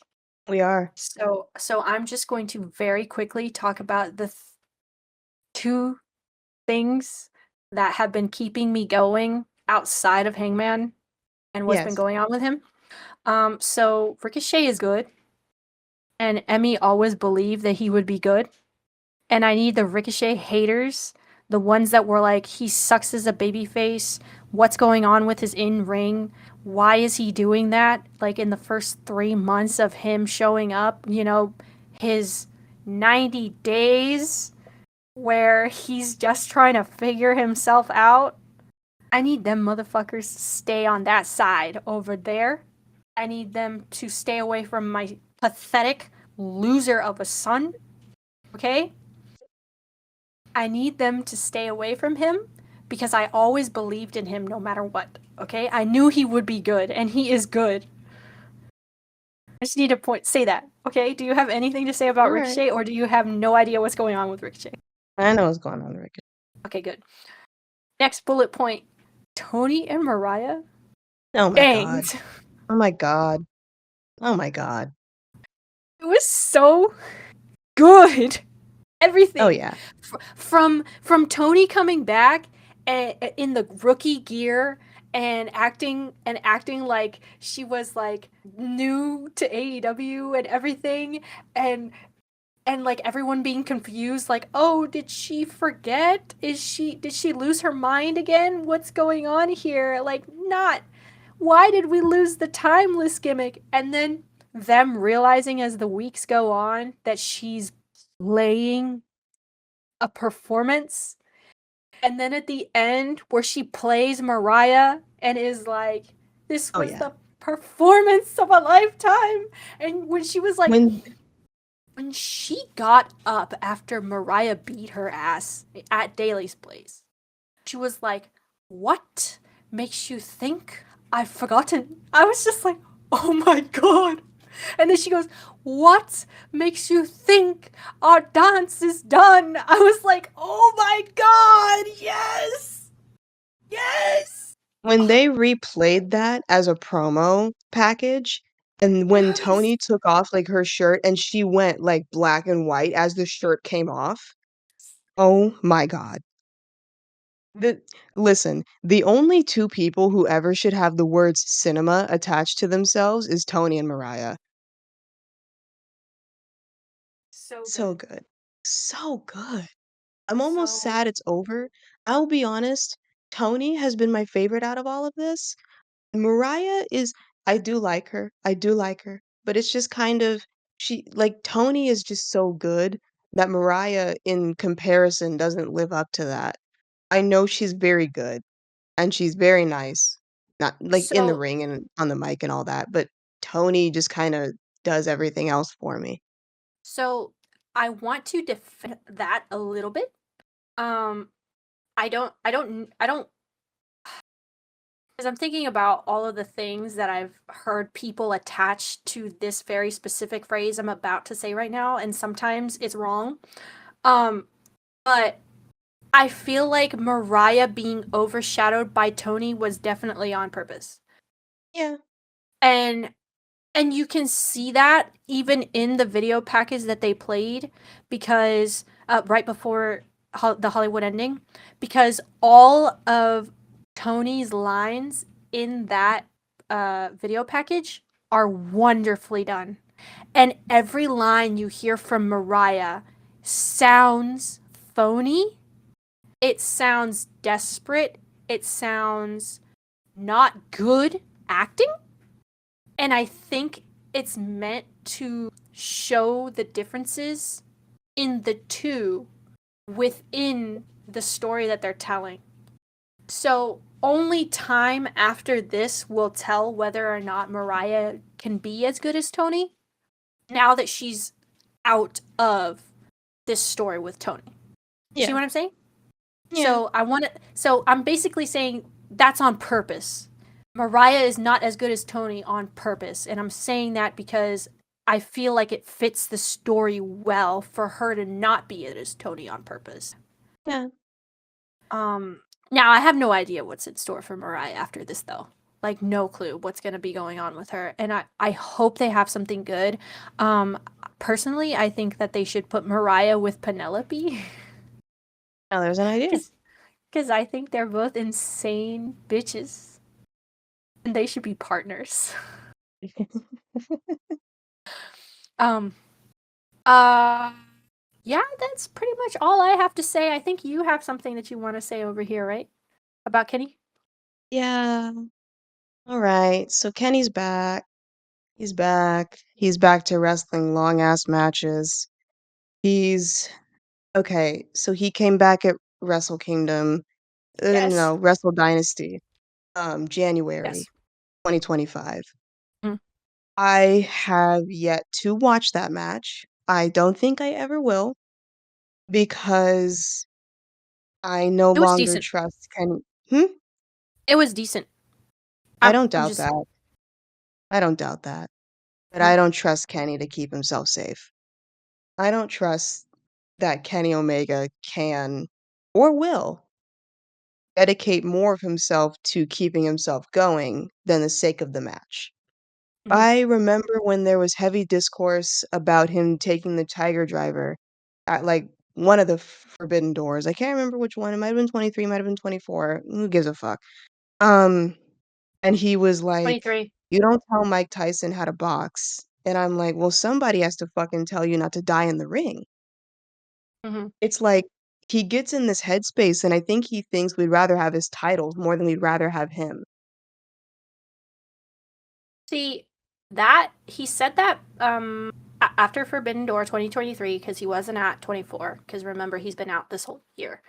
Right. Um but I would like to think that this very scary predicament that he found himself in is enough to convince him to be more careful. That's what I would like to think because this is a 40-year-old man and he has proven before that I think that he grows as a person. There are certain people in the world that don't grow as people. Somebody like a CM Punk doesn't grow as a person.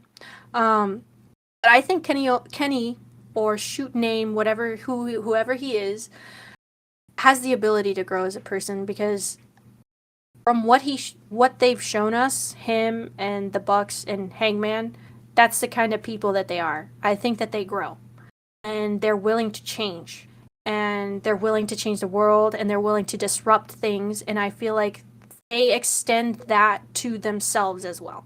So I'm willing to believe that he will be more careful. Um, that's that's not me trying to convince you. That's just how I feel.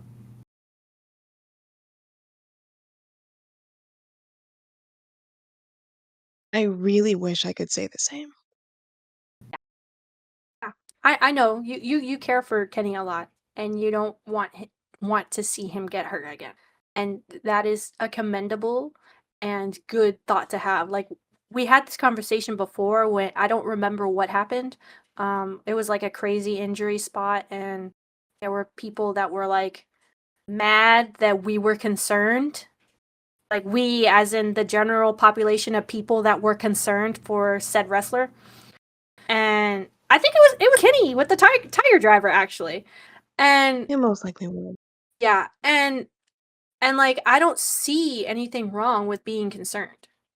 That's why Kenny can say that said that about what happened as much as he wants. Like I'm gonna disregard that because it's okay to be afraid for another person and to be concerned. Like I don't have any problems with that. So it's valid that you don't trust that he'll take care of himself, and that's okay. And the thing about it is he just keeps coming back. I don't know what's gonna be enough. I don't think he knows what's gonna be enough. Until enough is I don't trust him, and I didn't want him to come back. Um, well, you know, sometimes we just won't be on the same page about things, and that's okay. Um, Oh. do you want to talk about about my stupid little conspiracy theory that I have here? That way we can end If on a we have lighthearted time, we note. absolutely can. We absolutely can. Okay. So, so when they started doing the press for All in Texas for this year, I noticed a lot that first off, I noticed that Swerve and Mercedes were at all of these press conferences, and I was like, that's fine, that makes sense. That makes sense because they're both champions at the time, so it makes sense that they would both be there. But so, but I at the same time I was kind of side eyeing it a little bit because I was like, interesting duo we got over here. Well, over the past couple of months, they've been taking selfies together at events and doing funny, goofy things, like when they had the that that costume that was like apparently Jaden Smith had it at some sort of red carpet where he has a little Oh, house on his the head. yeah, the little house hat. I think it was the Yeah, Oscars or Golden Globes or something like that. No, it was the Grammys maybe. Fucking one of them. maybe. Yeah. And well, they took pictures with that as their little theme thing. And then so at Revolution, their matches were back to back. And Mercedes had this very distinct purple, like a wine reddish purple, in her hair and in her gear. And then when Swerve came out, his hair was dyed on the sides the same color. And I'm not saying that that's something, but it's not nothing. And I don't know if they're just fucking with us on purpose because last I heard, like he was going out with one of the dancers that would be come out for his dance, the swerve dance, for the Nana dance or whatever. Mm. And um that was the last I had heard, and I don't really go on Instagram anymore, so I haven't checked that lady's Instagram in a while. And also, I don't want to like stir up rumors, but this is one that particularly like just gets to me. And I It'd be had to cute, say honestly. It'd be cute I if it had to were say real. it. I think so too, which is why I'm just like, well, I'd love it if it was real. Uh, but yeah, I just had to say it. That's fine. I like it. After me, like, on the no, not on the verge of tears, I cried a little bit thinking about I if you get me talking about Kenny Omega for more than 2 seconds, I will cry. Uh, uh, I think the the um the tournament should be good The because tournament will be good. Oh yeah, Speedball is an AEW now. yeah, he he has made it to the four way. So him and OC are both in the four way, and He then is. Ricochet has a match tomorrow on Collision because we're recording on Friday, and I hope Ricochet wins. I want to see want to see Ricochet fight Kenny Omega. I want to see Ricochet fight Kenny Omega. I think that would be good. Uh, Perhaps. uh, oh, um, You said you only saw like the first hour of Dynamite. I can't remember what this was on. Takeshita came out. Oh, no, I watched the rest of it. So yeah, Takeshita came out against Max, yeah. Yeah, Max Caster, which I thought was hilarious, and I kind of liked it a little bit because it was nice to see that Takeshita was stewing about losing the title to Kenny. I think that's Yes. important. I feel like when they don't show Takeshita after something like that, that like it means that they're gonna just like put him off to the side. But I think it's good that we got to see. I don't want to have too much hope on it, but I think it's good that we got to see him and that we got to see something of his character. Like I'm annoyed, like I'm pissed off, I'm angry. I can't believe I lost a kid, so I'm gonna beat Max Caster's ass. Just cause. Just 'cause. Just cause. Silly, goofy mood. Anyway, so now we're all caught up. We Um, are. how are you feeling just in general about like where we are with the wrestling? Do you have anything to say about what might happen next? Honestly, Um, shit's picking up. We've got some good feuds going. mm, Um, we've got some like stuff we can sink our teeth into and stuff that's coming up that's new that I'm a little uh uh positive about. I think whatever's gonna go on with Christian Cage and Nick Wayne is gonna feed families. Tony, yes. yeah, Tony's third reign is gonna go hard. Um, I think whoever Kenny decides to feud with next is gonna be great, grudgingly. Um, Hangman versus Max is gonna continue to ramp up. I don't give a fuck what Mox has going on right now. That's whatever to me. Um, I can't. yeah, Real quick, I cannot believe we're seeing Cope have a rematch. Oh, like, that reminds me. Hope and Swerve were face to face in a oh yeah, segment this yeah, they had a week. little thing. They had Was a little that not something. crazy? Was that not crazy? Like, I don't know why it felt so weird to see Cope and Swerve like in the same frame. Was it weird? It was weird to me. It was okay to me. And like I've gotten over like the fact I've gotten pretty over the like I can't believe these two are in the same ring together. Maybe 3 years ago, because it's just like legitimately anything can and will happen in pro wrestling. So I know. It's just like I had we haven't seen them like at all like cross paths up to this point, so it kind of shook me a little bit. Not not in like a terrible way or even a good way, just like a huh, weird, yeah, like like like oh like like hey, yeah. Um God, what else? Okay, I do have to say something about Will Ospreay because the Will Ospreay thing ties into the Jay White thing that I want to say before we head out. Um, so okay, Will Ospreay came out limping like a little puppy and started rambling about how he got in trouble with his wife, which was fucking hilarious to me. I love him. Kiss him on the mouth. It's great. Um, he like he mentioned that he wanted to be in the main event of All In and he pointed at the All In sign. Okay, so homie is pulling some main event of WrestleMania bullshit right now. Um, but after he did this, we had a backstage segment with Jay White. And so, first off, very interesting to me that I was right after the Osprey segment.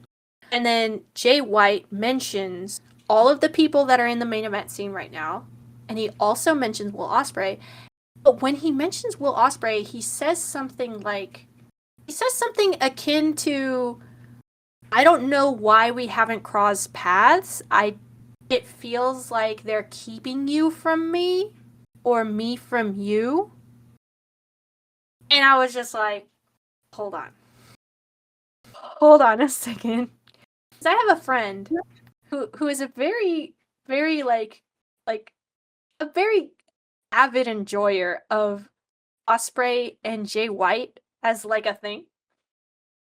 And so when this happened, because I've been waiting on something like this to happen since way back. I think we talked about it in April when the whole when they were at Daly's place and TK got Tiger Drivered or whatever, there was like a gauntlet, and Will Ospreay and Jay White were in the gauntlet, right? And they kind of looked at each other and they had a thing, and then they never like crossed paths again. I'm gonna keep it real with you. After You know, Tony got pile driven, I remember nothing about that show it because I'll tell you what happened. That, and I'm pretty sure we talked about it the next week. was the draft, The the Yeah, the NFL NFL draft. draft happened. Um, and so I was just really locked in. Plus, I was planning a date, and the Mhm. date would. Someone just sent me a message. I'm sorry. Um, the date was literally he cooks for me, and we watched the NFL draft. So that I was locked in on that much more than whatever was happening on Dynamite. Completely understandable. Totally understand. Yeah, no problems. But I That's why. the only thing I That's why have I'm to explaining. the only thing I have to say about a feud like that is we wouldn't be able to understand a word they say. True, and I think I would love it all the same because they're both so enthusiastically charged. Like they're on 100 all of the time when they speak. And I think that that's so good. And I They're think we gonna should put them together a little bit. Like maybe a little bit. It's like it would be if they feuded, it would be like Beyonce's B-Day album, just loud as fuck, screaming at each other. See, I'm fine with that as long as I'm prepared for it, right? And because Yeah, it would be two people that I know do that a lot, I would be fine with it. I would be mentally prepared. I'd be like, okay, there's two men, they're gonna be yelling in front of me. It's okay, they're not yelling at me, like like it'd be fine. I'm yeah, good with it. And they're such enthusiastic, like happy yellers that I'm okay with it. I don't like angry yellers. Angry yellers that don't ramp up to that point upset me. But this would be good because they're like happy yellers, and they'd yeah. just be yelling at each other, and it'd be so. I think it would be good. I think it would be good.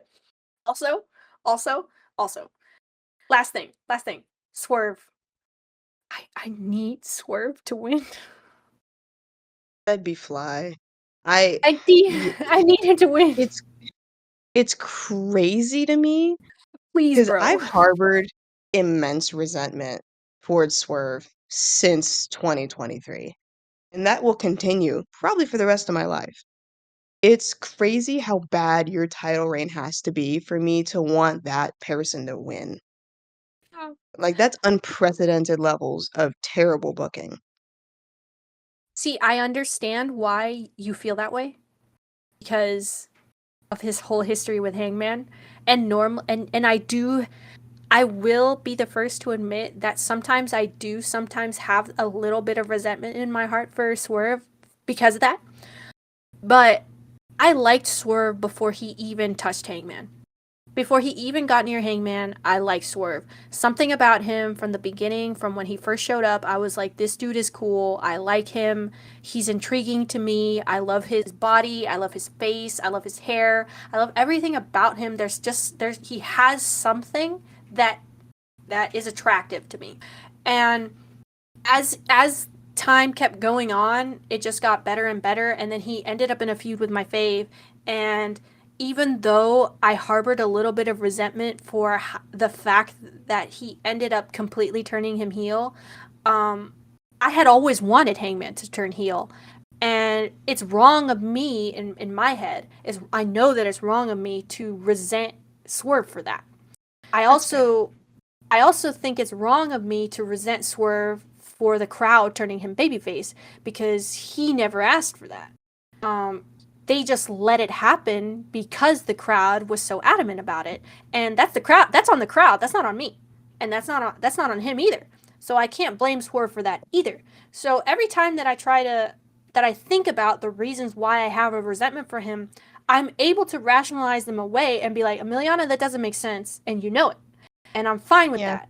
And I can compartmentalize that and remember why I love Swerve so much and remember that despite that resentment, he's still so good at what he does. And he is much like Hangman in that he knows what his motivations are. He knows how to react to other people's motivations. He can tell a story just like Hangman does, and I love that about him because you saw it with what happened with Ricochet throughout the Yeah. past couple of months. He turned Ricochet into a psycho. So that just proves one that he's very good at turning people into psychos because he did it with Hangman, he did it with Ricochet. And two, that he can tell a good story because everything he did with Ricochet was so compelling to me. So good. Not as good as Tony and Mariah because Tony and Mariah's cinema, but it was just there. It was so close. And it was so good. And I love this, like, he's great. Like, everything that he puts his mind to, and he puts his mind on everything that he does, like Hangman does, despite the scraps that they get. He does really well with it. So I think he deserves it, you know? In my head, I think he deserves it. And he lost to Mox during the C2 in 2023 that I saw with my own eyeballs, that I missed the kiss where Mox and Swerve kiss each other back. I missed both of those kisses because I was looking down at my phone and I'm so angry. Anyway, I think that Swerve deserves to have a pin over Mox. I do. I think he deserves to have a pin over Mox, and I think it would put him in that upper tier of AEW wrestlers that can say, "I have pinned Mox," and I think he should be in that upper tier. No. I completely understand the wanting him to win the title over Mox.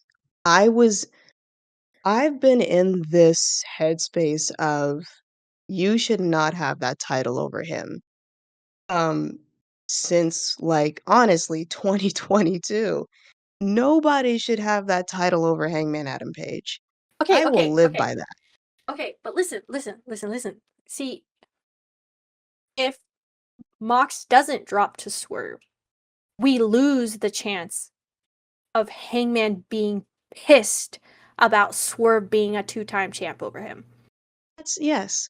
I understand that. That's just where the feeling of you shouldn't have won that championship over him, that comes from that's where the resentment comes from. That's where that was bred. Um, and then that's carried over just intrinsically. It doesn't make me hate Swerve. It doesn't make me want to watch him any less. It doesn't make me not like him. It's just it's always in the back of my head. Whenever he's up for that championship, it's like you should never should have won that over him. That's me with 'Cause Mox.